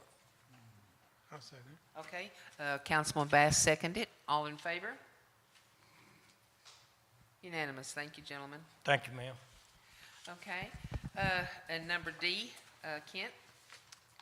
Yes, thank you, Mayor. Danielle, would you please throw up the Ron Perrin water tank cleaning? Just wanted to touch base on this one real quick so there's some clarification on what we're doing here tonight. So we did receive a quote from Ron Perrin for water tank cleaning. The total proposed cost was about $6,000 for the cleaning of two 100,000-gallon storage tanks. After reviewing that inspection report, Gene and I, we're on the same page that we think that only one tank really should be handled this year, and that would be the Bethany storage tank. That would bring your cost down to about $3,000. And then you'll see on the right-hand side there, we've got a recommendation that instead of cleaning that additional storage tank that Ron Perrin is recommending, we then go and look at some quotes to actually paint Westridge elevated storage tank that is currently rusting and pitting in some areas. So that would leave us with a remaining budget item of about 10 grand there for the rest of the year to get that job done. Okay. Do you need a motion for this? Yes, please. Okay, a question there. Mr. Yes, sir. Which tank did I miss that? Which tank was y'all gonna do? Bethany will be It'd be the Bethany storage booster tank. for this year. The boost. Yeah, Okay. the pump station. And we would skip Talbert ground storage tank this year. Okay, Okay, okay. do we have a motion? I'll make a motion. Okay, Mr. Bass is making a motion that the purchase of professional services at Ron, is that Perny? Ron Perrin. Perrin, okay. That we, this year, we do Old Bethany storage tank this year, correct? Is that right? And to paint the ones, to put Talbert and the other one off until further time, at a further time. Is that correct? Is that correct? Okay, do I have a second? I'll second. Okay, Mr. Prater, second that. All in favor? Just for Unanimous. clarification Yes, sir. purposes, ma'am, so what we're recommending is one tank clean for the total of 3123? Yeah. Yes, sir. Okay. That is Yes, correct. sir, that is correct. Okay. Okay, and thank you, gentlemen. They all, okay. All right, number 11, signage and lighting proposals, council to discuss. Oh, I'm sorry, Mayor. We have a point of oh, inquiry. I am so sorry, sir. I did not see you. I'm sorry, Mr. I Talbot? apologize. Can you come to the mic? Yes, sir, please, come on. Yes, sir. Yes, sir, I apologize. Yes, sir. Meeting with Mr. Sessions, Okay, yes, sir, okay. probably some of the council. I'm sorry, Mr. Talbot. We've actually already moved on We've from that already moved on agenda to item. that. I'm sorry. We've already moved on from that agenda. From item. this, yeah, we've already moved on from it. Go back, she said, Oh, I'm sorry. Oh, I thought thought you was talking about Ron the water. Perrin. I'm sorry, I well, I had apologize. my hand up when that was going on, but you didn't. Oh, I didn't see you, sir. That's okay. All right, sorry about that. Thank you. Okay. Number 11, signage and lighting proposals, council to discuss, consider and possibly take action on proposals and quotes pertaining to signage and lighting designed at City Hall and up on the City of Bruceville-Eddy Municipal Complex. All right, Mayor, Council, this is a consideration of our budget committee over the last year. They were able and gracious to be able to stock away some money to get some lighting improvements and some signage improvements here at City Hall done. So this has been a research project of both Mayor Owens and our City Secretary Pam Combs. They've been researching this probably for a past year or so, Yep. getting some quotes and everything. So before you have a quote for the installation of various lighting here at City Hall. The costs, however, may have increased slightly since we received those initial quotes. The proposal includes 3 LED floodlights and an owner-purchased pennant fixture for the awning. This is kind of a recommendation that Pam snapped a picture of at Lowe's that would go in front of the lobby underneath the awning so that when guests are exiting the building at night from a city council meeting or they want to see the agenda at night, this would be able to provide that lighting. $3,500 has been set aside in the upcoming fiscal year budget for signs and lighting. Danielle, if you go to the next one there. That's all right.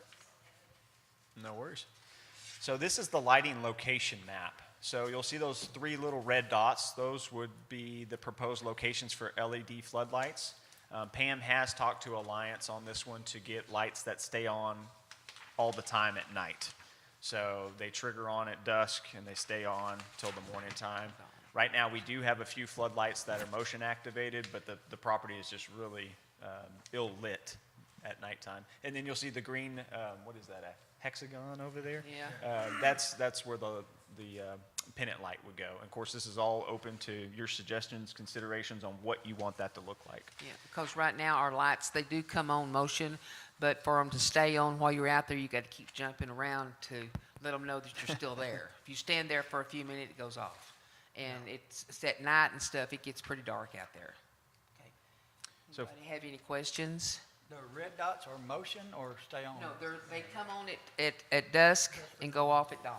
Well, that one in the front's gonna defeat the purpose of that other one.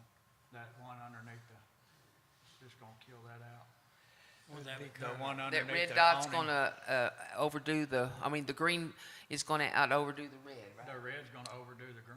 The red's Pam, gonna would you overdo mind the coming green. up and kind of talking a little bit to the quote that Alliance provided you? I think this light is supposed to be facing outward to the parking lot, correct? Yes. Yes, that one was supposed to be facing out to cover the. It's gonna be paved turned, parking lot. yeah. It's gonna be turned out. Now, that can be moved wherever, if you want it moved to the other side, but the one that's going to be at the end will be above the door out here. Yeah. And then that other one is over there next to the back door. Okay. And then, That one in front. yeah, the one in front. Now, the light under the awning, I don't know how bright it's gonna be. I mean, It didn't have alumina. How many lumens?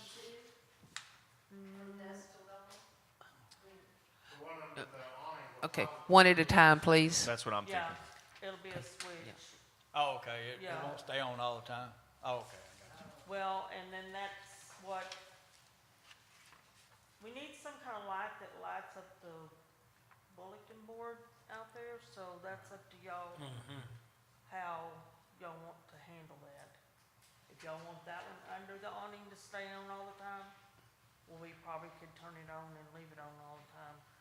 And just in the mornings, maybe turn it off if it's regulated by a switch, or put a time on it. Turn it on at 5 o'clock when we leave and then off in the mornings when we get here. Or And of something course, like like I that. said, that's just an example, what we were kind of looking for. If you can come up with another one that looks similar to that.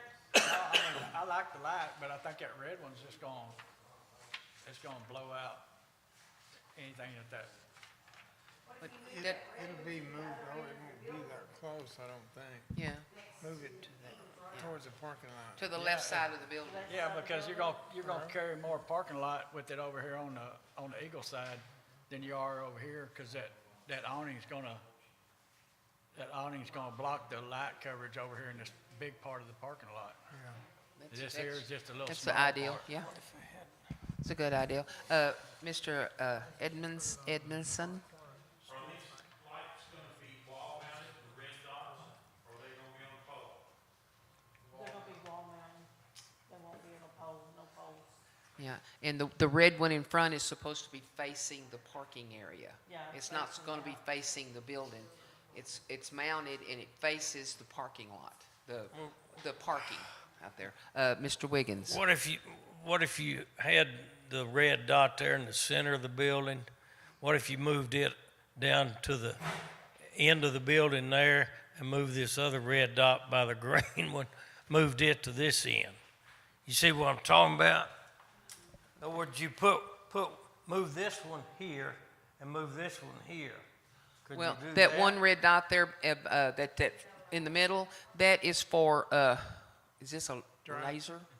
Okay, where's it go? I don't know how to work that It's laser. supposed to, It's supposed to over where people come and play their money at night, and they put it in the night drop deposit box. box. Yes, sir, it's there by the night deposit box. So to Ca- make ca- this thing easy, just take the red dot by the green dot, put it Put it to the left of the, in front of the mayor's window. Yes. Exactly. yes, Exactly. just move that one, yes, sir. like Miss Wiggins said. Yeah, Yeah. okay, yeah, something like that. Okay. But leave the other two red dots where they are, but take the one in front and move it to the left of the building. Move it somewhere right over there. Yeah. And that way, let it shine towards this way. Okay. Yeah, put it over my window. Well, it's up, that's the whole thing. It probably needs to stay on all the time. If you're trying to light that little bulletin board or whatever, it's probably gonna have to stay on all night. And it's Not gonna be. daylight. Yeah, not. No, I mean, like the other lights. Okay, first of all, the one that's underneath there in the green one, the green dot there, that light's going to be up high, okay? And if y'all have noticed the awning out there, it comes down, it's got sides on it, so it's not going to light up anything but just what's right there underneath the foyer, basically. But it'll shine there where people can read the board, the signs. Oh, okay, let me also ask Okay, go ahead, Pam. y'all, that's just one light, so it's up to y'all whether you want to put more than one light underneath the awning. If you want it 3 separate lights, or want, to where one's above the bulletin board and one on the other. I don't know if, Yeah. you know, This is just some suggestions that Yeah. they have come up with, so we're willing to take anything else. Mr. McGruer? Okay, you can actually put, where that green is, you can put that on a dusk to dawn sensor. You'd wire that right in, so it would come on at dusk and go off. At And so dawn. you don't have to worry about somebody turning it on and off. True. And so, I mean, I've got them around my property, dusk to dawns Okay. and motions, so. Yeah. These are brought up just for us to look at, and because we do need lighting out there, and we just wanted to get approval to go ahead and get this started, you yeah, know. because I'm open for any suggestions how y'all want to put it under the awning. It's just that I don't want to put a fixture that looks like that came from medieval or something. It has Yeah, to be medieval more or less- time, yeah. Has to be something that goes with the building and Right. what it looks. The decor. You know, Well, I thought the one you picked out was nice. It is. It's very nice. Okay. All right. Well, that's an easy one because that's on sale right now at Lowe's. Yes. Yeah. Same price. Anybody else have any more questions before we take a motion? Well, Mayor, if it's Yeah. okay with you, I'd like to move on to the signage as well. and Okay, then let's maybe go we ahead can and do take that. a All right. motion Then we'll on take a everything motion on at all once. of it. Yes, ma'am. Okay. Thank you, Miss Pam. Pam, don't run too far. We might bring you back up here. Okay, so moving on to the signage. Rock Ready out of Waco gave us a quote for about $618. Again, this might have increased since we got the original quote. This is for a 4x12 aluminum or vinyl sign to go on City Hall. You can kind of see the mock-up photo to the right. This sign can be created with clear backing so that the building shows through. It's the same price for this vinyl option. We could have black letters on there. These lightweight materials are ideal to prevent adding any extra weight to the existing structure. That's something we definitely want to consider Yes. since this foundation was originally built for a different purpose. Danielle, just move one slide for me. So we've got another map to talk about this sign and a couple additional signs. So you can see the little diamond over there. The green diamond is where we would propose putting that sign that you just saw. And then we've got the black Pentagon down there as a proposed monument sign. So we wanted to bring this discussion into the agenda item as well. Danielle, move one for me. So while we have not yet solicited any quotes for this project, we did want to bring up the idea of adding this new monument sign for City Hall at the corner of Wilcox and I-35. This sign could say City Hall, could say Welcome to Bruceville-Eddy, could say Bruceville-Eddy Municipal Complex, something to that effect. We're asking for your input on what you would like this to look like, the community's input on what they want this to look like. Just to note, we do have a lot of matching stone from this building that could be incorporated to a monument sign. So you can see the photo of what we've got sitting across the street right now. One more slide for me, Danielle. I guess I could take over up here, couldn't I? These are some examples of monument signs, just in case you're not fully tracking with what we're talking about. They come in all sorts of different varieties. You're looking at the ones here on the bottom are going to be, oops, looks like this is off again. These down here are probably going to be quite expensive, especially if we get a contractor to come out here and do that. But I think we could probably incorporate something similar to this, maybe with the flower bed down at the bottom. I'll let Pam kind of speak to what she was thinking here in a couple minutes, but I think we could probably get that done somewhat on budget. And then one more slide for me, and then just bringing this into consideration as well. We do have a sign that says "Welcome to Bruceville-Eddy" next to the old City Hall current PD. This sign, just wanted to get what your long-term thoughts were on this sign. Right now, you can see that the edges on this has bare wood exposed. If anything, it could really use some sort of refresh. We could move that, we could remove it, maybe incorporate that into the redesign. But anyways, my recommendation at the end of the day is just going to be to approve us to go ahead and move forward with that electrical quote with Alliance to get those upgrades, the lights done at the location that council deems fit, and then also to discuss and make some considerations on these signage. Thank you. Any have- questions? yes. Mr. Wiggins? Okay, but looking at the figures that we have, the lighting from Alliance shows 2,700. The lights fixture, I'll just say $400. And then Rock Ready Printing was 618, so that adds up to 3,718. If we did say 4,000, that gives a little bit extra because that was in April, that one. Do you think that would be enough? And that would cover all of them but the one out. Yeah, yes, that does not include the monument sign. That is correct. Yeah. Yes. Doesn't include what? The second sign, the monument The sign. monument, yeah, right. Would that be sufficient enough, you feel like? I mean, Yes, sir. Okay. Mr. Bass? Can you go back one front to the monuments, signs? Yeah, I like the one on the right. Oh, yeah, that's expensive. How much would that be? I don't know, we haven't checked on that. Maybe I shouldn't have put these up here for examples. At least, I bet it's at least $100. They're quite shocking how expensive they are. Okay. Yes, sir. Well, if we had someone that could lay the Because that one's got stone, lighting in it. yeah, well, we don't need the lighting No, or but I anything. mean, that's, But I would settle for the one on top up there, Yeah, but that's I'd one we- prefer one like the flower bed type. And we've got the stone, and I know we've got bound to have a stone layer here in town somewhere that would probably do that Yeah. for it. Mr. What's his name? I can't think of his name. There's several of them that could. Mr. Well, the one that laid Tobias those could do it stone too, on the yeah. building, he would probably do it real reasonable. yeah, that one there is more like to our budget, the top left is Yeah. more closer to our budget. Well, Then- I'd and settle then for that. Then we could put but a I flower prefer bed that. underneath it. Miss Pam has some Yeah. ideas on that. What I was looking at, possibly doing the bottom of it like that one on the right, like you said, similar to that, but then two poles with the sign Yeah.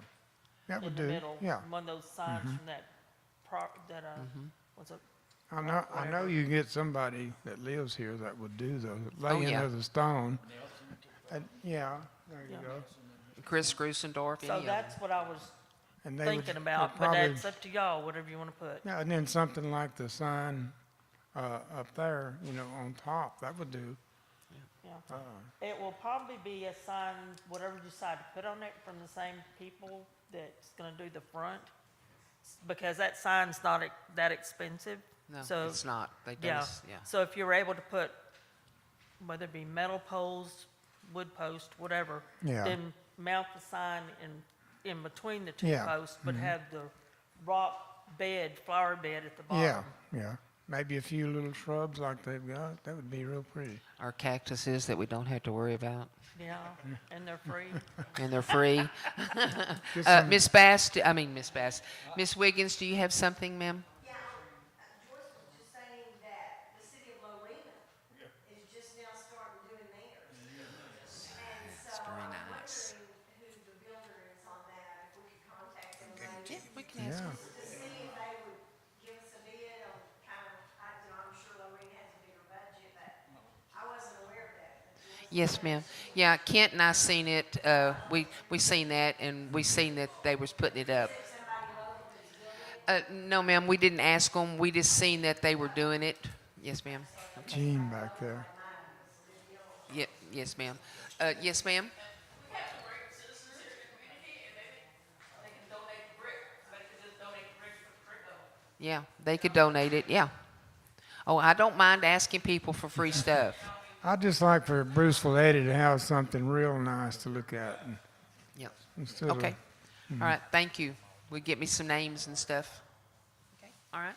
Any more questions, Mr. Wiggins? Oh, I was ready to make a motion. Oh, well, let's make a motion, sir. Okay, I'll make a motion that we approve up to $4,000 for the lighting from Alliance. That will include our light fixture that we'll have to purchase and the rock-ready printing sign that will go on our building here, but it does not include the monument sign. Okay. Do I have a second? Okay, Mr. Bass seconds that. All in favor? Unanimous. Thank you, gentlemen. Okay, moving right along. Number 12, changes to drought continuancy plan. Okay, council to discuss, consider, and possibly take action on ordinance 9-28-2023-1, amending and replacing Article 13.05 of the Code of Ordinances, updating the drought continuancy plan for the city of Bruceville-Eddy water system. Mayor, I did make the recommended changes on the drought contingency plan. I have a presentation prepared, and I can certainly go into that if it's If anybody amicable wants it. to council. Otherwise, we can skip that. Yeah. Does anybody want to, Mr. Wiggins? No, I mean, I've read this in depth, and Kent did an excellent job with it. So, I mean, I'm good with it, and I'll go ahead and make a motion that we approve ordinance number 9-28-2023-1. Okay, do we have a second? Okay, Mr. Bass seconds that. All in favor? Unanimous. Thank you, gentlemen. Number 13, interlocal agreement for animal shelter service. At the recommendation of the Budget Committee, council to discuss, consider, and possibly take action to approve the city administrator to enter into a one-year interlocal cooperative agreement with the city of Waco for the provision of animal shelter services. Kent? Oh, thank you, Mayor. So animal shelter services. So staff have been researching and initiating discussions with potential partners for these services for probably over a year now. I think it was one of the first meetings that I sat in with was with the mayor, Thomas, and the city of Waco to discuss trying to provide these services to our community. The region has very few players for animal sheltering services. Staff, we've been resorting to bare minimal enforcement and service provision, just being candid and honest with you. We've got a lot of issues out there. We just unfortunately do not have the means to properly handle everything that comes our way. Our budget for animal control for the year is $4,000. This is an increase from last year's allocation of $0. If you go to the next slide for me. Or do you want me to take over, Danielle? Oh, you already got it. Sorry. Don't give you enough grace. The city of Waco is the regional hub for animal control services and constantly at capacity. They pay for the bulk of shelter costs. This year they made adjustments to their partnership fees to kind of cut down on what they're having to deal with and mitigate the intakes that are constantly coming to them. This agreement, while very expensive, would give us the flexibility to drop off 2 dogs for the fiscal year. We will reserve this for the most necessary cases. For example, a human bite case for rabies would be one that we just don't have the capacity to deal with in-house. Waco City Council did approve this interlocal agreement at their 9/19 meeting. Thomas Arnold, on a different note, he did pass his ACO course and exam. And just in addition to this conversation, we've researched countless different organizations, several different vendors. We've got 2 things rolling with a couple different municipalities to potentially give us some additional resources for animal services. I don't know if anything's going to come out of that. Waco really seems to be our only option in the region. But they're also charging $222 a month for a year for 2 dogs. Yeah. $222 a month It's for 2 dogs. $1,330 per dog. So $26.60 a year, we pay it out, $222 a month. 2 dogs. Two dogs. Or cat. They'll take more, but it goes up. 2 dogs for how long? Each dog is $111 a month. Forget that.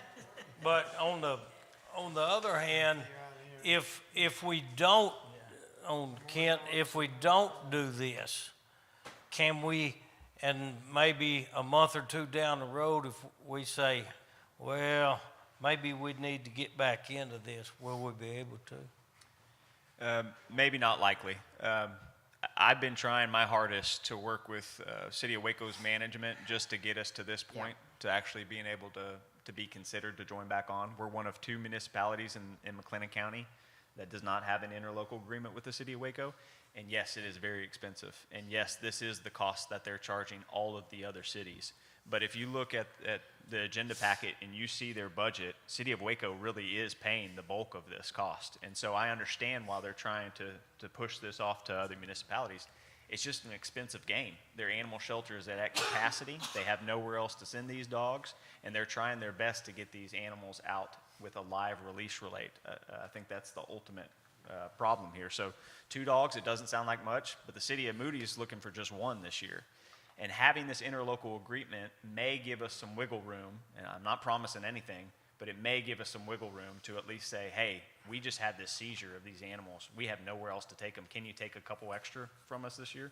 Right now, they haven't been willing to entertain any animal intakes. And so that's resulted in our staff scrambling, trying to find fosters, trying to find somebody to just handle these animals. Because if you're not aware, there's a lot of requirements that go into having an animal Amen. shelter for a municipality. And we're not capable of creating a compliant animal shelter here at the City of Bruceville-Eddy. Okay, Mrs. McGurr? What have we done in the past before Arnold came on board? Nothing. Close your Before eyes. Arnold came on board and started catching the dogs and taking care of all this stuff, what did we do all these prior years? We would, All of a sudden today, it's an emergency to spend that kind of money for 2 dogs. we would get them, and we've always had a place over here at the police department, well, it was at City Hall, and then they had it there where we could put a couple of dogs in there, and then after a while, we could carry them to Waco. That's before Waco got overbooked, okay? But we tried to get them back to their owners as soon as possible, you know, if we could, and as I said, we had a place over there. Now, the police department has give us a room at the police department. I have bought several cages and beddings and stuff and put over there in that one room so we can house some dogs, where we can also house some out there. I think we have 8 in house right now. 3 of them is supposed to be leaving the first part of next month. The owners are coming back after them. But you know, and we would have had more than that, but we did let one lady carry hers home to quarantine her dog for 10 days, I believe. And she's sending us pictures every day that the dog's in quarantine. So saving her some money, plus we don't have a place to quarantine someone. Okay, Mr. Prater? We talked to Mr. Arnold earlier about, he said he wrote some citations for dogs at large. Okay, when we ticket somebody and we get that money, where does that money go? Does that just go into a regular fund, or can we push that money from them tickets, dog at large tickets, to take care of dogs? That's, Well, Thomas, real quick, I'll address that one. So yes, all the. Yeah. Yeah, so if it goes through citation, it goes through the court system, the fines and everything. Of course, there's components of that doesn't go to us. There's components of that does go to the city budget. It goes into your fines income.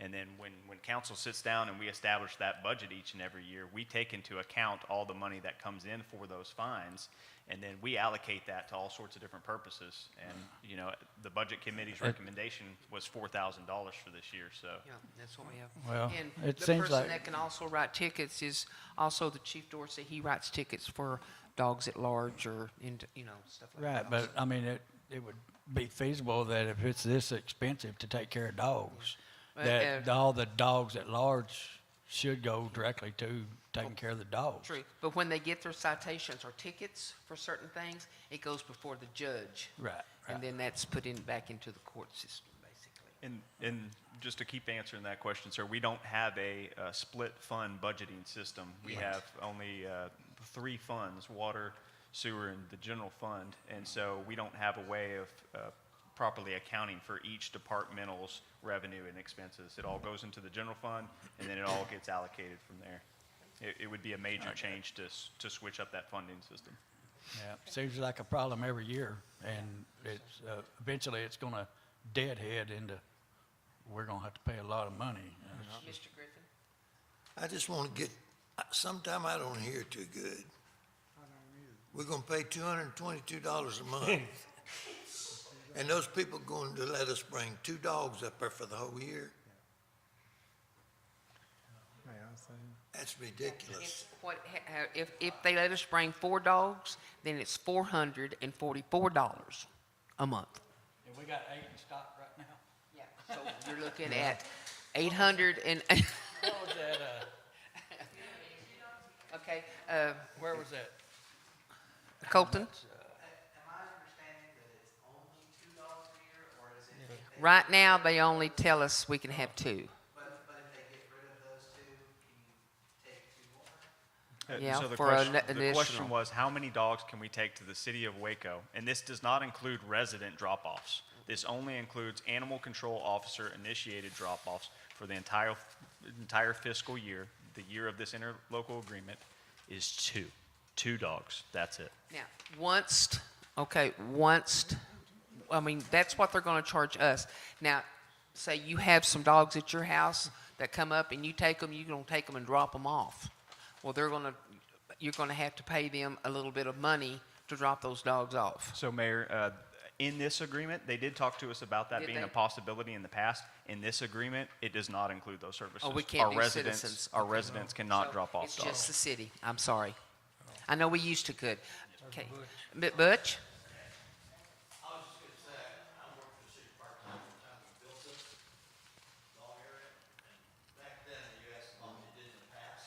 In the past, myself and another worker could take them to Waco and go in the back and just put them in a cage ourselves, there was no cost.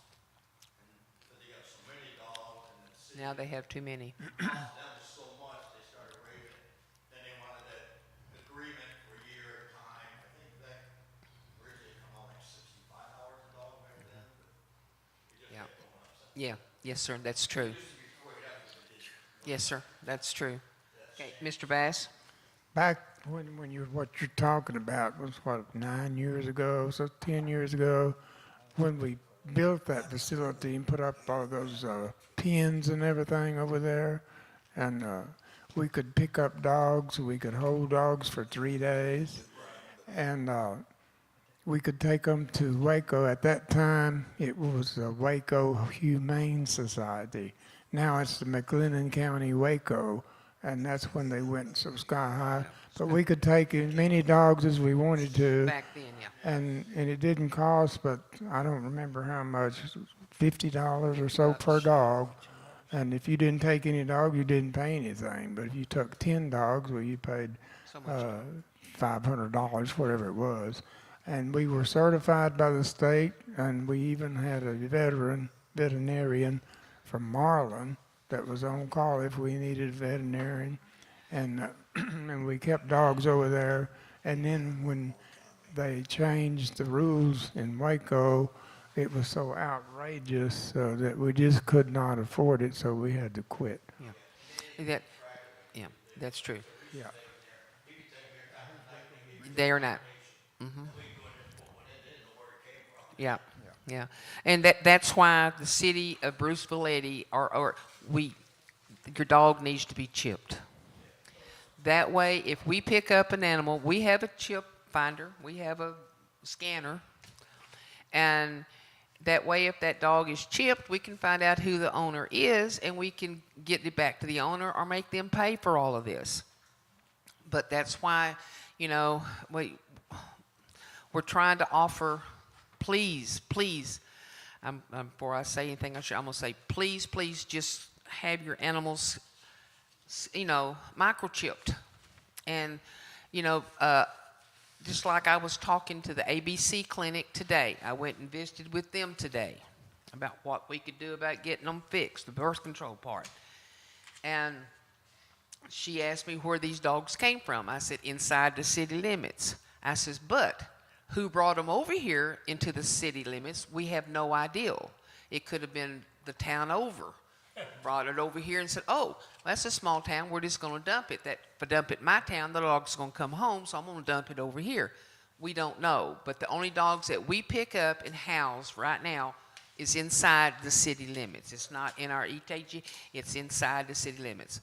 Ms. Blanche? So what does it cost for, say, a citizen like myself to take one of the stray dogs and take it to the pound? They won't let us do that. Can't do that? No more. No, ma'am, not anymore. A citizen cannot do it. Okay, Miss Pam? What I was gonna say, that they changed the policy on that when they built the new no-kill facility, which it used to be kill facility, the Humane Society. When they built the new building, that's when they started with these Charging. agreements with all the cities, and they have to pay that amount. Yes, ma'am, that's true.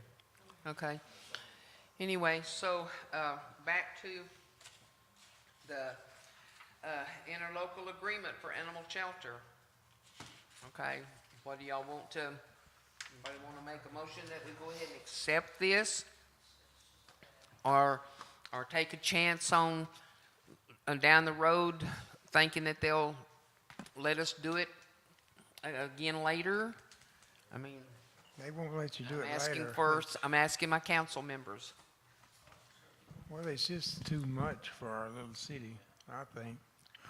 But we'd like to do something, but we just can't afford it, in my opinion. This, Okay, Mr. McGruer? okay, this actually seems way disproportionate for what they're doing. You look at their figures here for the cities that are bringing stuff to them, okay, they're getting $2,500,000 for a small amount of dogs. It's ridiculous what they're charging. We're going to pay $200 a month. 222. Yeah, $222 a month, and we're only allowed to bring 2 dogs over there. Well, That's one shit, way. just That's throw it in one the way floor. to raise up the mic. Motion right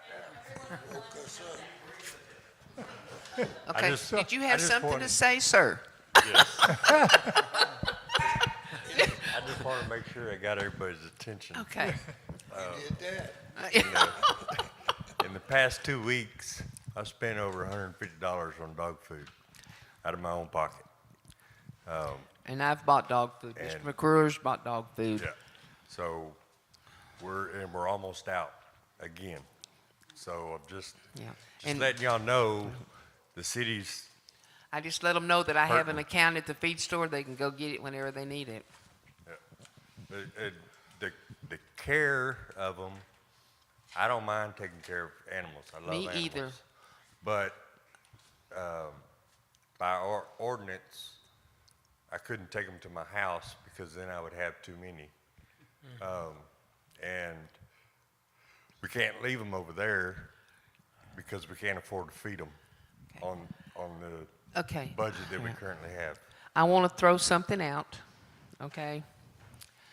And it's me that's doing it. I have some land, and I have a barn, and I have fenced it off, and we did put some of them over there for a while. I am willing to house dogs over there until they get adopted and stuff, but I was told that if by doing that, then I am fostering those dogs, so it's going to be up to me what happens to them. So you know, and it's, so if we get 15 dogs, there's no way we can put them over here and let them fight themselves to death. I have plenty of room for 15 dogs, but yet due to the city, I can't do this without going, okay, I'm fostering these animals. I got to sign to get a permit to foster these animals. Then I have to pay for everything, their food, their water, their shelter, their shots, their chipping, their neutering, blah, blah, blah, blah. You know, so it's just tough without getting the city involved in it. So, but I'm willing to offer my land, a shed, and take care of them. But it's just something that we're going to have to look at later on to the council to see if it can be done, you know, if they would like to have that done. But that is another option. That's, I just threw that out there. Yes, ma'am. Have y'all thought about reaching out to the community itself, the citizens? I have put it out on Facebook every day, asking for donations for food. I have asked for pens. I have asked for fostering. I have asked for adoptions. Yes, every day. I take pictures and put them out on Facebook. So, yeah, I'm trying. Have you thought about maybe getting some kind of committee that would put their heads together as to how to really, because not, if they don't, like tonight, come into the meeting, you can hear, you know, what y'all have had to do and what it all entails and how difficult it is. But without hearing that, they're just thinking, well, they can just stick those dogs out there in that pen out there, Yeah. you know, and give them a little water and throw some kibble at them. I mean, they don't understand everything that's What it required. requires. Yeah. And so, I don't know, maybe, you know, you could figure out a way to get that across. Yeah, it is something to try people, to figure out. Yes, you ma'am. know. Yes, ma'am. Yes, Mr. Prater? We're fixing to have that over at the fire department. Maybe we can set up some kind of, Done got you there, boy. yeah, there you go. I got And my bring it- grandson's going to come with a couple of leashes, and we're going to walk them around and see if we can't adopt them or And get a foster family. Bring the situation to the committee, to the, yeah, and maybe we can get some help, some Yes, dog I food. thank you. Yes, yes, ma'am. Have we tried to collaborate with other local towns like Moody and McGregor or whatever to see if we can incorporate several small towns into creating some sort of an animal shelter? Yes. That instead of paying Waco an exorbitant amount of money, that we would have something that would service our rural communities. Yes, Kent's been looking into that. We have reached out and brainstormed that with some other cities. City of Marlin has an animal shelter that they just set up. They have no current partners. Of course, they're without a city manager right now, but I have reached out to their chief of police, and he's going to be bringing this to their council for consideration. I told him we had a little bit of money to throw their way if they could look at partnering with us. The city of Whitney, which is about an hour away, is in talks with All American Dogs out of Pilot Point. They're a contractor for animal control services in the DFW area. They make stellar remarks. They're not willing to come down as far south as us, but they are talking right now with the city of Whitney to potentially set up a satellite location there.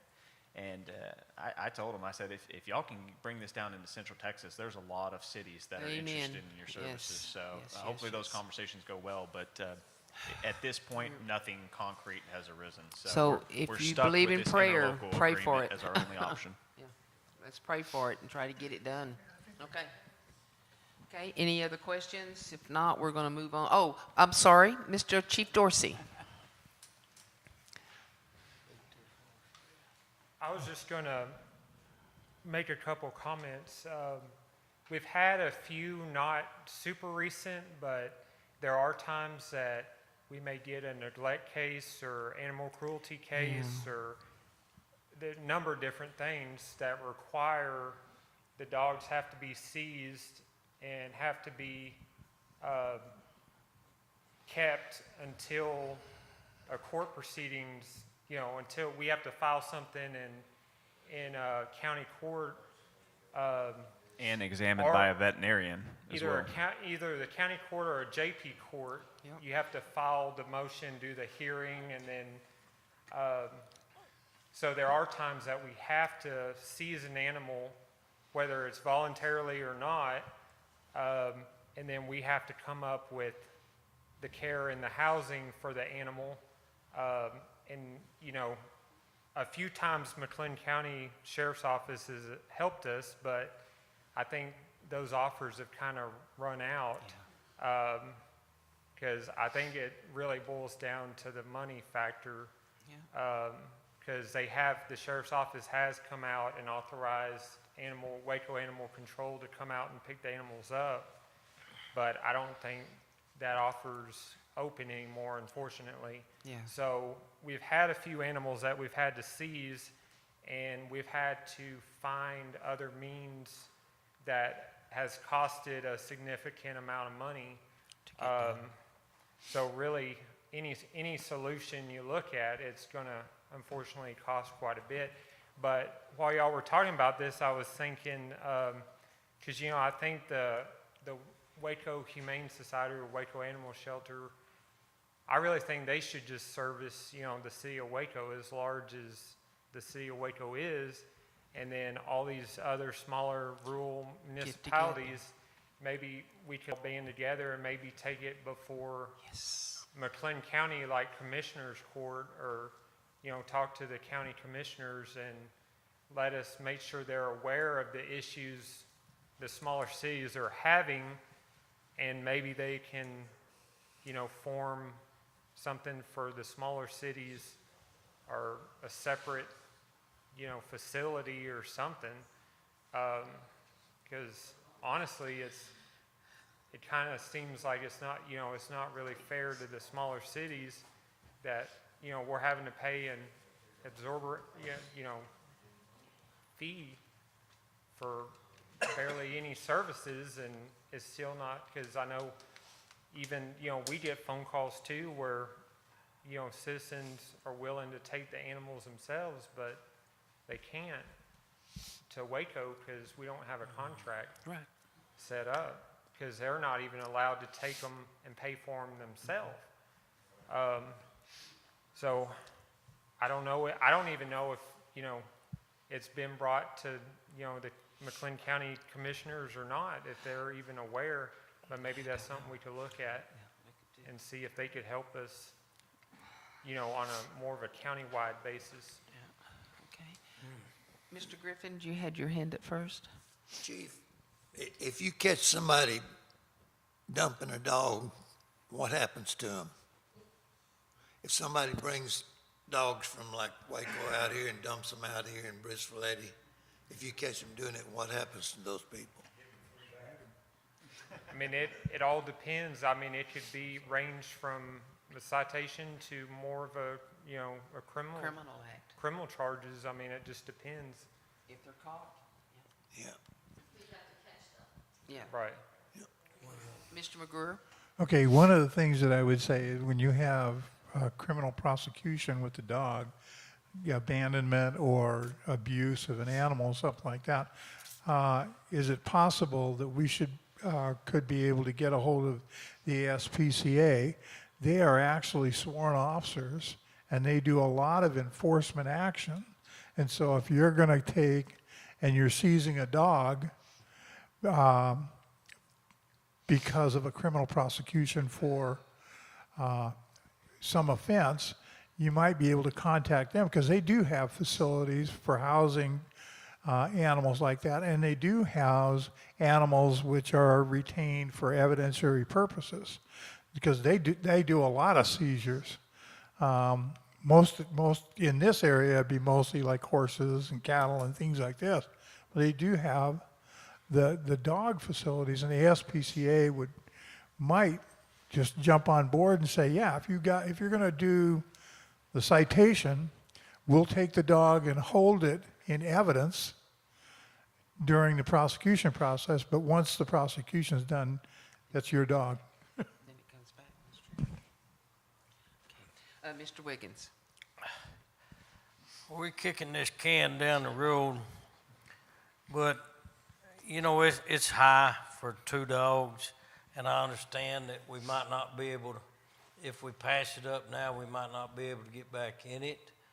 But with Marlin, what you stated about Marlin, it sounds like that could be a possibility for us, and probably most likely would be cheaper. So I'm thinking here, let's table this and let's check maybe with Marlin or something and see what we can do. And if we table it and it's too long and we miss out on it, then you know what, that's our fault. All right, but and I'll make a motion Okay. to that table effect, it. that we table it and we check with Marlin, keep checking with them, and see what happens. Okay, all right, we have a motion on the floor to table this for a later time. I'll second.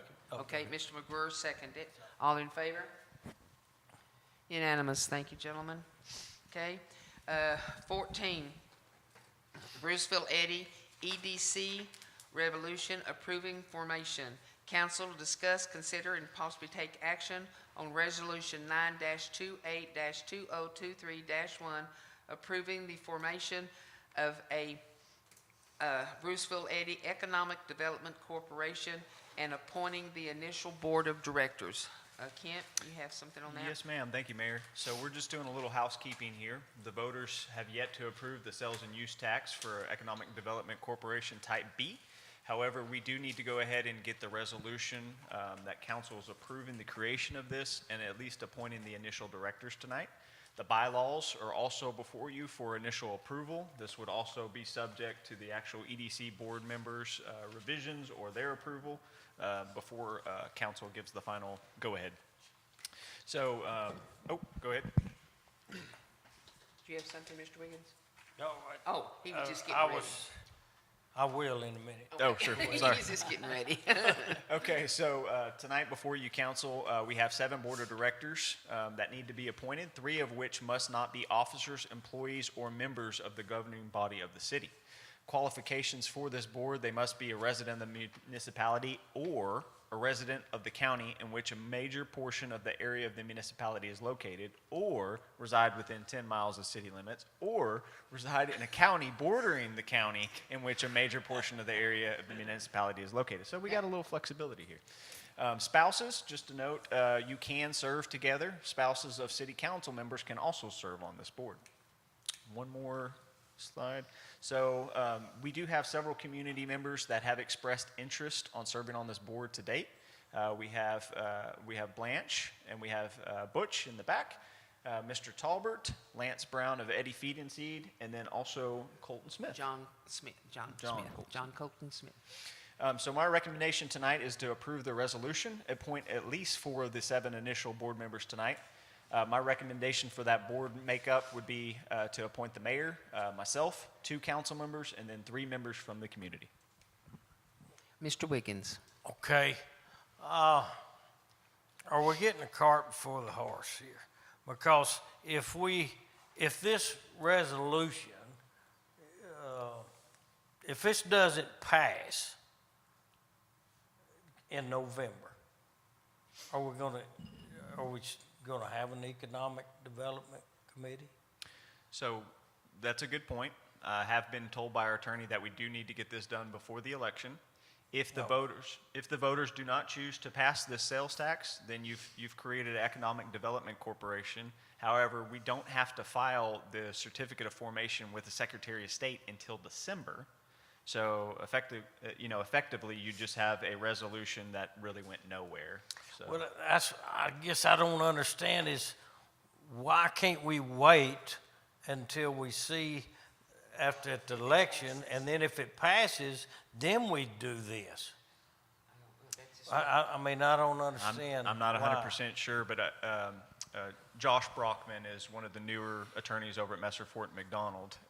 His background is almost entirely in EDC. And so he created a memo for me with timelines on what we legally had to do as a part of this process. And this resolution and the appointment of the board members was before the election. Now, I don't know specifically state law, what he's referring to on Right. that. I honestly Okay. couldn't tell you that, but that's Okay. what I've been told.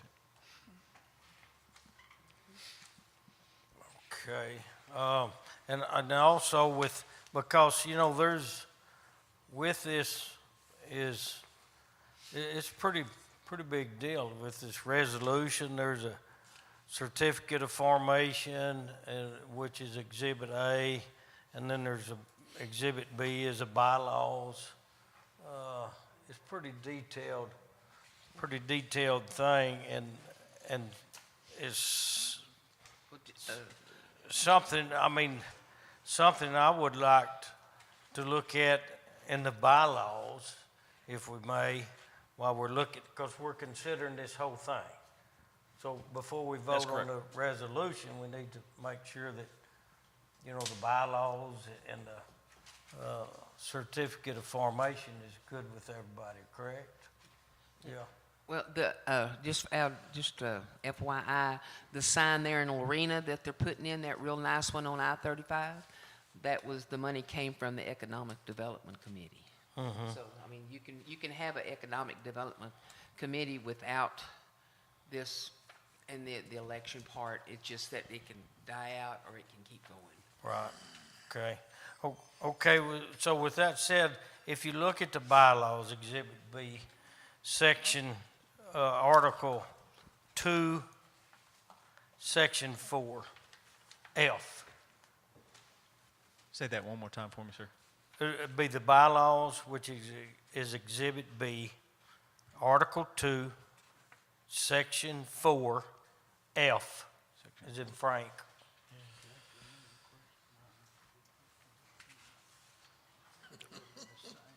Do you see that? No, sir. I've got several. Do you have any other reference points?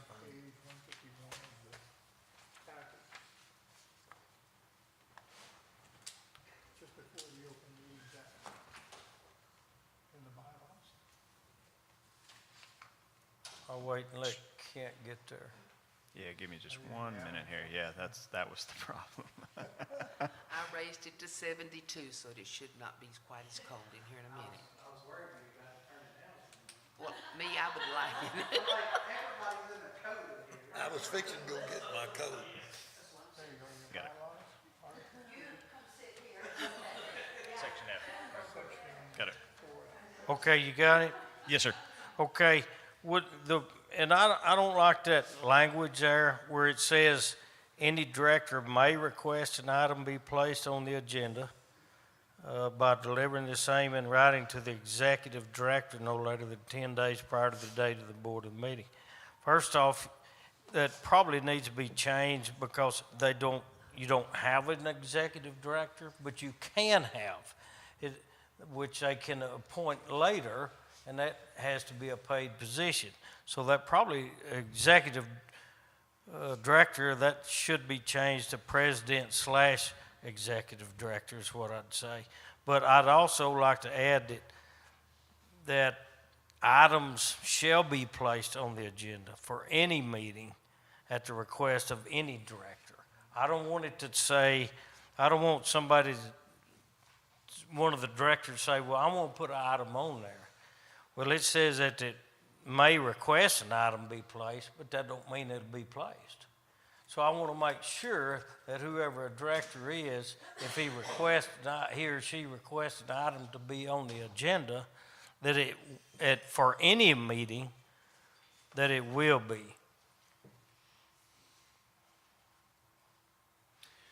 For that bylaw change, so we do have a little bit of wiggle room before the general election. So council doesn't necessarily have to make a motion to pass everything tonight, but I would say we probably have October the 12th is probably our last opportunity to do everything we need to. So if you'd like to make a motion for any recommendation changes for the bylaws initially tonight, we can certainly get those changed for you, bring them back to council for further consideration, and let y'all discuss that further.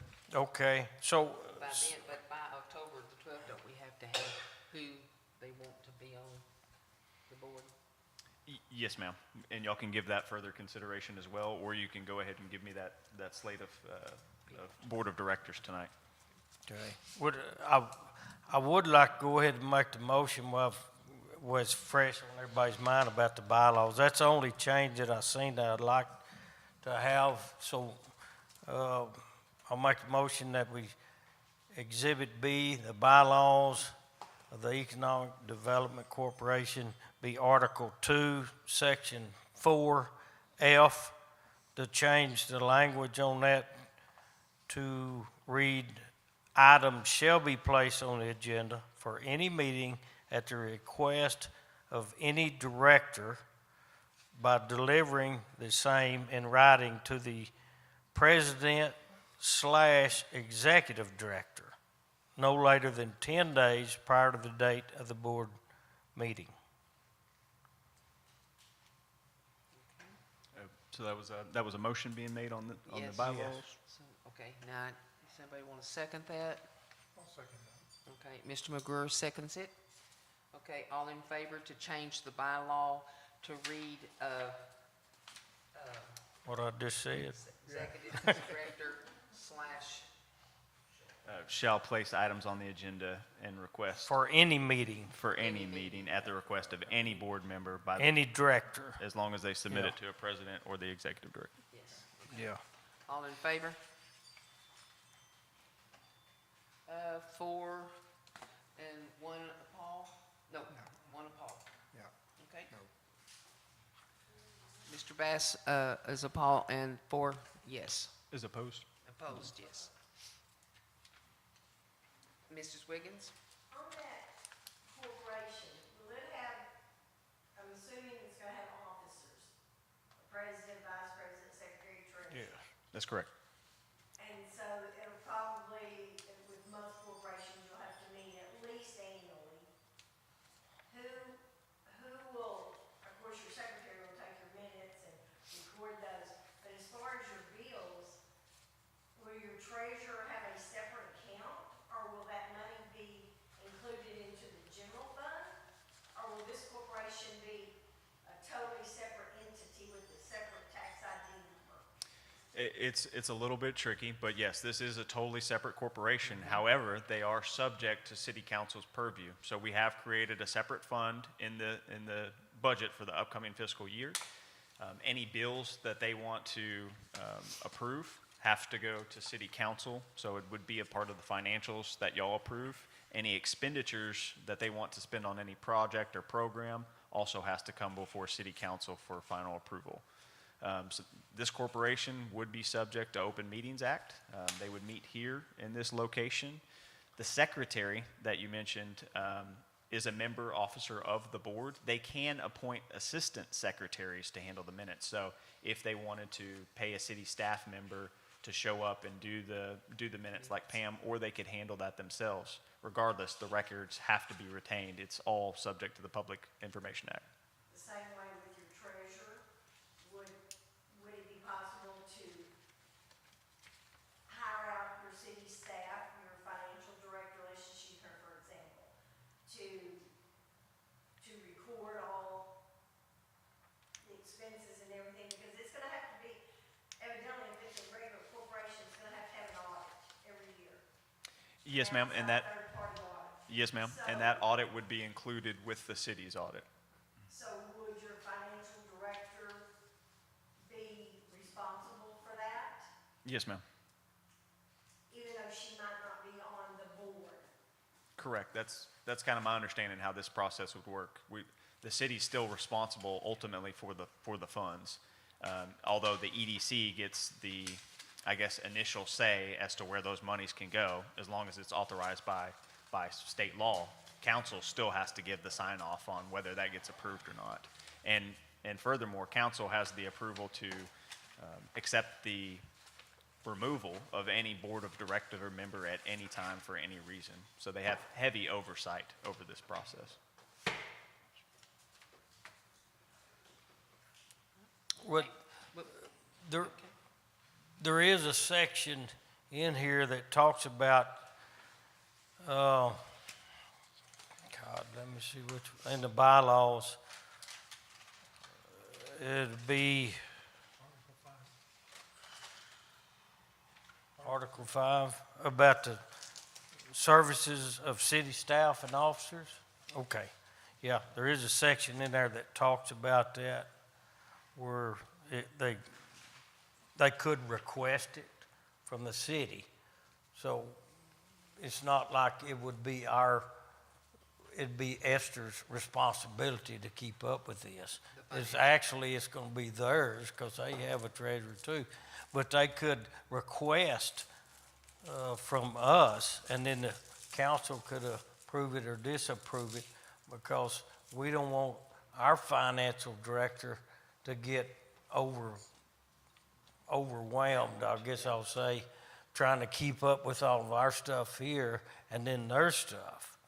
So to speak to that, there are EDCs that are big enough to hire an executive director and staff, maybe to pull in different businesses. They go out and they make a lot of appearances, direct management of the Economic Development Corporation. For small cities such as ourselves, it will be city staff that's responsible for handling compliance with Texas Open Meetings Act, Public Information Act, and the financials with that one. So this would be a component that Esther's handling. The EDC is not going to have the revenue to hire out staff, and furthermore, finding a way to account for city staff and separate that completely from EDCs is just not realistic. It's not something we can do. But to get to the bigger picture here, the EDC sales tax is going to be able to generate additional revenue for the city to be able to do beautification projects or parks or throw back at infrastructure. So I would recommend that council seriously consider approving this, and then maybe we can go on a tour as a board of directors and look at some of the other different EDCs in the region and see how they're operating. How are you handling this challenge? Because, yeah, it is a bit of a new endeavor for council, for the city, and also for myself. So we've got a lot to learn through this. But again, Kent, as I read this, it says that they will pay us, that they'll pay the city. I mean, it says, it's just a couple paragraphs. Any request for services made to the departments of the city shall be made by the board or its designee in writing to the city administrator and mayor. The city council may approve of such requests for assistance from the board when it finds such requested services are available within the city, and that the board has agreed to reimburse the city for the cost of such services so provided as provided in these bylaws. Subject to the authority of the city council, the corporation shall have the right to utilize the services of the staff and employees of the city, provided, one, that the city council approves of the utilization of such services, and two, that the corporation shall pay, as approved by the city council, reasonable compensation to the city of such services. And number three, the performance of such services does not materially interfere with the other duties of such personnel of the city. Utilization of the aforesaid city staff shall be solely by a contract approved by the city council and the board. Yeah, I mean, that's certainly So- a good so point that's- there, but I mean, I guess, yeah, that comes down to the question of what constitutes those services. I mean, are we talking about Right. bigger picture projects here? Or are we talking about day-to-day operations? Once you have the board of directors established, we can certainly talk about what kind of contract that looks like. Does the EDC fund pay the city a certain amount each month for these services? I mean, how do we measure how much these services are costing us? It's going to be a challenge, but I think we can probably find a reasonable way to do that, especially after speaking with some other entities. Okay, because they do have a treasurer. You know, you have your officers here in the bylaws. You know, you have a president, vice president, secretary, treasurer, and it lays out their job duties. So, anyway. And the way that may look is that the treasurer's, responsible for their bank. That has to be at the city's bank, right? First National Bank of Moody. And so, the fund, we can write checks to the EDC if council approves it for their projects and programs that they have. So for example, they want a monument sign. They come before council, they say, hey, we want a monument sign on 107 coming from Moody to say, welcome to the city of Bruceville-Eddy. We've engaged with the contractor, they've given us a quote, this is how much it's gonna cost. Okay, city council approves that, Esther cuts a check from the Economic Development Fund, it goes to the Economic Development Corporation, goes into their bank, and they're able to pay out their bills from there. That's kind of how I'm envisioning this process working.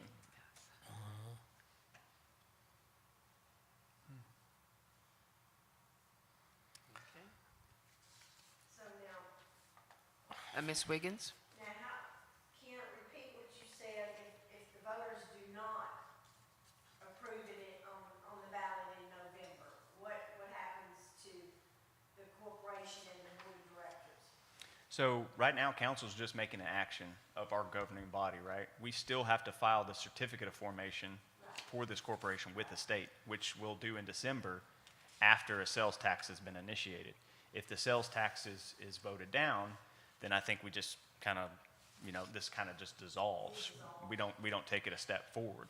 If it is passed by the voters, then we file that certificate of formation, goes to the Secretary of State, they give their sign off, and then the sales tax won't go into effect until the first quarter after the election, if I'm remembering correctly. So those accounts for the EDC would not start generating that revenue tax until probably the end of 24 or 25.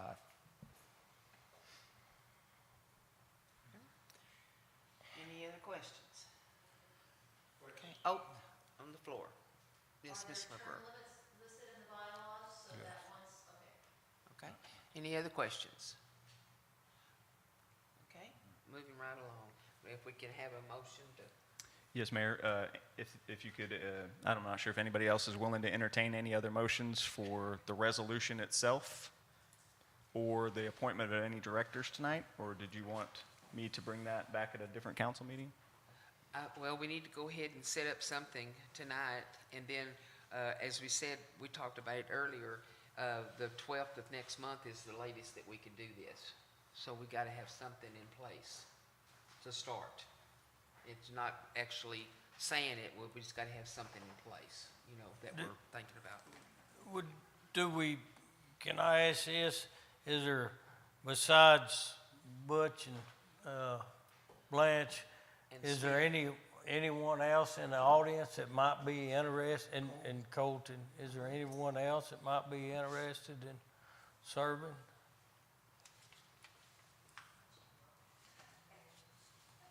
I don't think a whole lot of people know about this. Is there any way that we can do this on the 12th? We'll let people know that they can have an opportunity to be a part of this?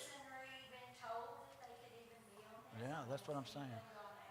No, this is, I didn't know anybody's name personally. I mean, I just read this, so I didn't know we had anybody in line. Now, we can certainly send out a blast on Savvy Citizen, kind of let everybody know about it. Yeah. But also keep in mind, what you're voting on here is the initial board members. So you can see that the odd place numbers, they're only serving for one year, that initial term. So council's going to have plenty of other opportunities to appoint other people throughout this process. I mean, EDC, I've been talking to some of the city managers. One of the hardest things is just getting board members to actually show up. So we're thinking that there's probably going to be a few meetings to get things kicked off, but after that, you're probably looking at a meeting once per quarter, maybe once per year. It all really depends on how active that board wants to be, what other projects we have, and how much money we can pull in from sales tax. Well, now, if I'm reading this right, it's because right now you're showing seat 1, Ms. Owens, and seat 2, you, but it's showing that seat 1 doesn't expire to 2025, and the odd ones would be. I'm sorry, I got that backwards then. The odd ones are 2 years, and the even ones are 1 year. The term is 2 years, but to get things started, some of them are cut short. Yeah.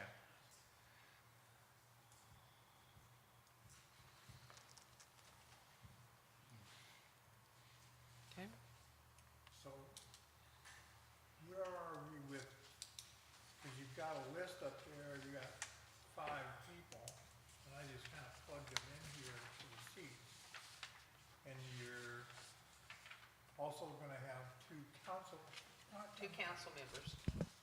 two council members. Okay, so that's, how are we supposed to, are we just You will going end to up appoint those voting. people from Yeah, that you will list? appoint the ones that you want. You know, you'll take a vote, like you'll say, okay, how many is for Lance Brown? We'll see, got it. How many is for this one? You know, we'll take a vote on the ones that are up there, if I understand that correctly. Is that not right? Well, if you're okay with the mayor, I'd like to do a little bit of different process. We do have a resolution that's under this agenda item. So if council's okay approving that resolution, of course, considering Yeah. the amendment to the bylaws will be included with that. And in that resolution, you appoint, somebody can make a nomination for that slate I'll of 7 appoint. people. Okay, I tonight. appoint whoever, yeah. Yes, ma'am. Okay, and then they can All vote on together. that. Yeah, okay. What? Yeah. So Appoint someone. similar to what we do with a committee appointment, usually you say, you know, we'd like to serve this council member and this council member. Plus, we'd also like to establish this person on the committee as well. So you just list out the 7 names that you want to see on this board tonight. So Basically, we could finish it off just by picking 2 council members, because we already have 1, 2, 3. But you might have others 2, 3, that, and then 2 council members. yeah, Lance Brown's in there, so, yeah, but you might have some others that didn't even know about this. yeah, It might- I'd say wait, and put it out on Saturday Citizens if anybody would like to be. Most of all the business owners in the city of Bruceville-Eddy have been asked if they would like to serve on it. Most of, all of the business owners, and getting somebody to say that they would be on a committee is It's not business. like Yeah. pulling a tooth. Yeah. Yes, ma'am. Well, I feel like they should get an opportunity. It affects them. Well, we can still approve the resolution tonight and just say, okay, we're going to have 2 council members and myself and Kent, and then we will nominate 3 more people once it comes in. But the council will, Yes, correct. the council will. yes. So The council will. if Savvy citizens ma'am. for the citizens for the other 2 seats. 3 seats. 3 seats, Yes, ma'am. excuse me. Right. Sure. Very And possible. that way, at least we brought it to them. You know, yeah, you're being more transparent, and it wouldn't look like this was It's true. under the table type Yes, sir. thing. Sure. Yes, sir. So yes, the motion could be for those 4. That will give us a quorum of board of directors, and then we can blast out on Savvy Citizen that we're taking For 3 people. requests for the additional 3 spots, and then I'd bring that to council for another On the vote on 12th. that, for the appointment of 3 more board members. Yeah. Okay, does that answer any questions? Do I have a nomination to accept this resolution and with, and then appoint the 3 citizens once we get some more people, if more people want to get in it? And if council needs more time to study, we can postpone this until Think- October 12th. Yeah, That's not a problem. I think we No problem, we postpone can it. do that. What do you think? can we table this to a specially called meeting? Well, we can do it on the 12th. We can do it on the 12th. And the Do we 12th is have a? Yes, I'm we- having a special called meeting on the 12th, so we can have one on the 12th. Okay, and we have to have this done by the 12th then. We need to have this done before the general election. Election. That would So be November 7th. 11th. Okay, then the 7th. 12th gives Yes, us, so we have a special called meeting on the 12th, and then we have our regular one in the end of October. okay. So I- we got 2 more council meetings before election, I would like to make a motion that we table this until October 12th. to October 12th. Point of discussion for though, now, we did already vote on changing the bylaws. Yes, sir. Okay. That's correct. Okay, so even though we're gonna table that, Yeah. we still did gonna vote change on the bylaw. It'll all be change the changed by the bylaws, time it and then comes by up. the next time, that should be corrected yes, in sir. the I will minutes. correct the correct. bylaws Okay. and bring that resolution back to That's you with a correct. different number. Okay, Do I have a second? I'll second. Okay, Mr. Wiggins, second that. And it's going to be tabled till the 12th. Mr. Butch? I just want to make a statement. We were approached after the unanimous committee, because they gave some people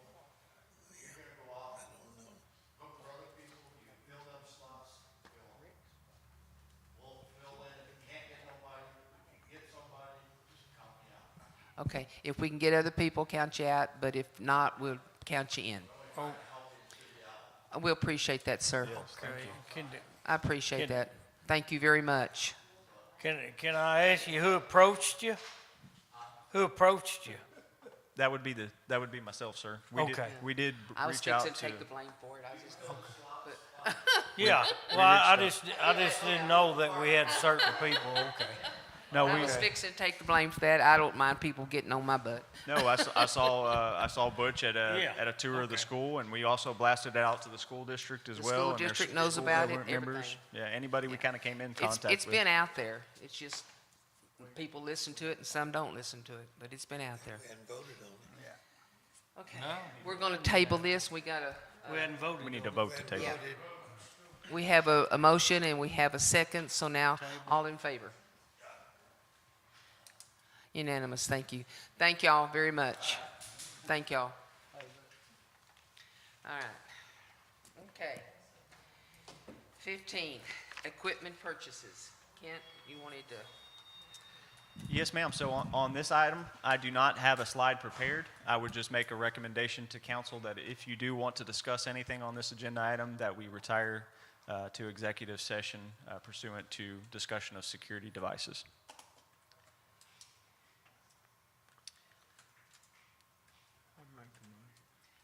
yes, sir, Mr. Bass?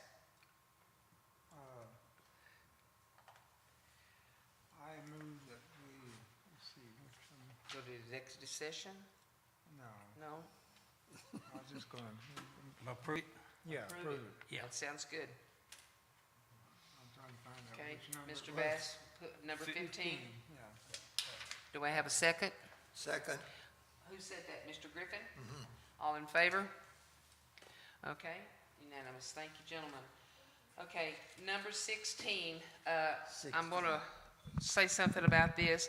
It was brought to my attention that there is an issue with item 16, so I would like to get it moved to a later council meeting so that, that this issue can be resolved, if I can get a motion for that. Ma'am, You make a motion? We have Uh, a second? well, I'd like to go into executive session and discuss this. Well, I was just wanting to, Well, I think we need to go into executive session and discuss this because from my understanding, we have an attorney on that could be talking with us. Is that correct? he said. That's correct. Brad Okay. Bullock is available by phone to discuss this one. Okay. However, we do have a motion Motion. on the table to postpone it. If I could get, if I need to get a second to move this to a later time to resolve this issue, This is number 16 you're number talking? 16? Yes. This is, I'll second it. Okay, Mr. Griffin seconds it. Okay, all in favor? Yes, Mr. Bass did. All in favor? Okay, 2, 4, all opposed? I know Oh, you're for it? 3 for, and 2, you're going to abstain, and 1 no, so it passes 3 to 2. So it will be moved to a later time till we can resolve this issue. Yeah, you need some time to check into something. Yes, we need some time to check into it and find out what's going on with it. Okay. Number 17, proposal for engineering services, new water well Phase 1. Council will discuss, consider, and possibly take action to approve the city administrator to enter into a proposal for professional engineering services for the preliminary review of 3 potential well sites to determine the most adventurous location for a new groundwater well for the Bruceville-Eddy water system. Kent? Thank you, Mayor. So this is a much anticipated proposal coming before you tonight. It's been the plans and dreams of many people in this community and a lot of people up here on council. So this proposal, it consists of the preliminary engineering services to support the installation of a new groundwater well in Falls County. This will also include a booster pump station and a ground storage tank. So MRB would review 3 potential sites to determine the most advantageous site for selection.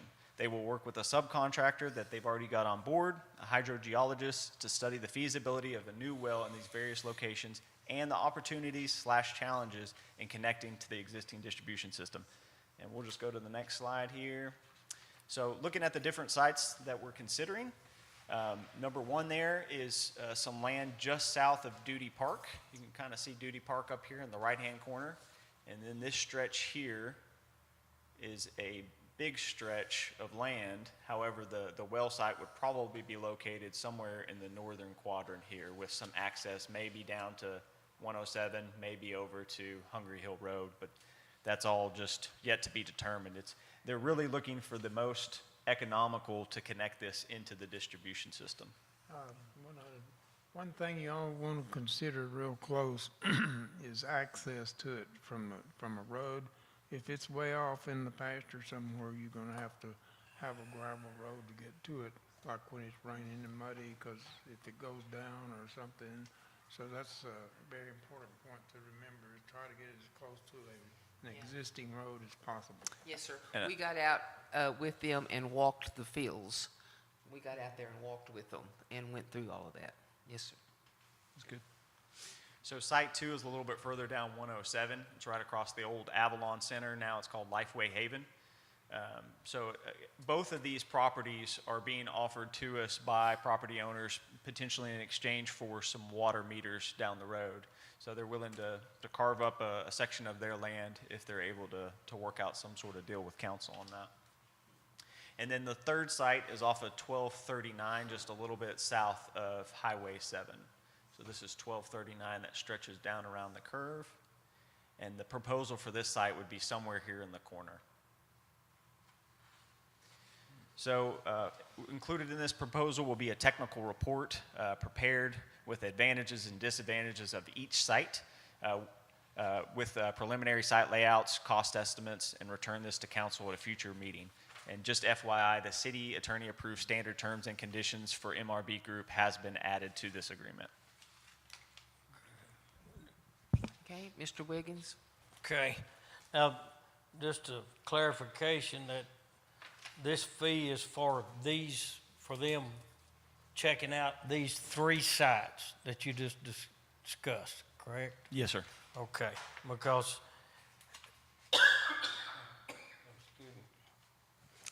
as it states here that additional services, that if we want them to look at other sites, that's going to be a cost plus. That would be correct. That would be outside the purview of this Yes. proposal. Right, okay. I don't, Mr. Bass, you had something, go ahead. Well, it's just, I'd also like to say, of course, they will decide and get all the facts and information that we need to make a decision. Yes. But not only does it need to be as close to a road access to make access to it, but also the water from that well will go into the main system.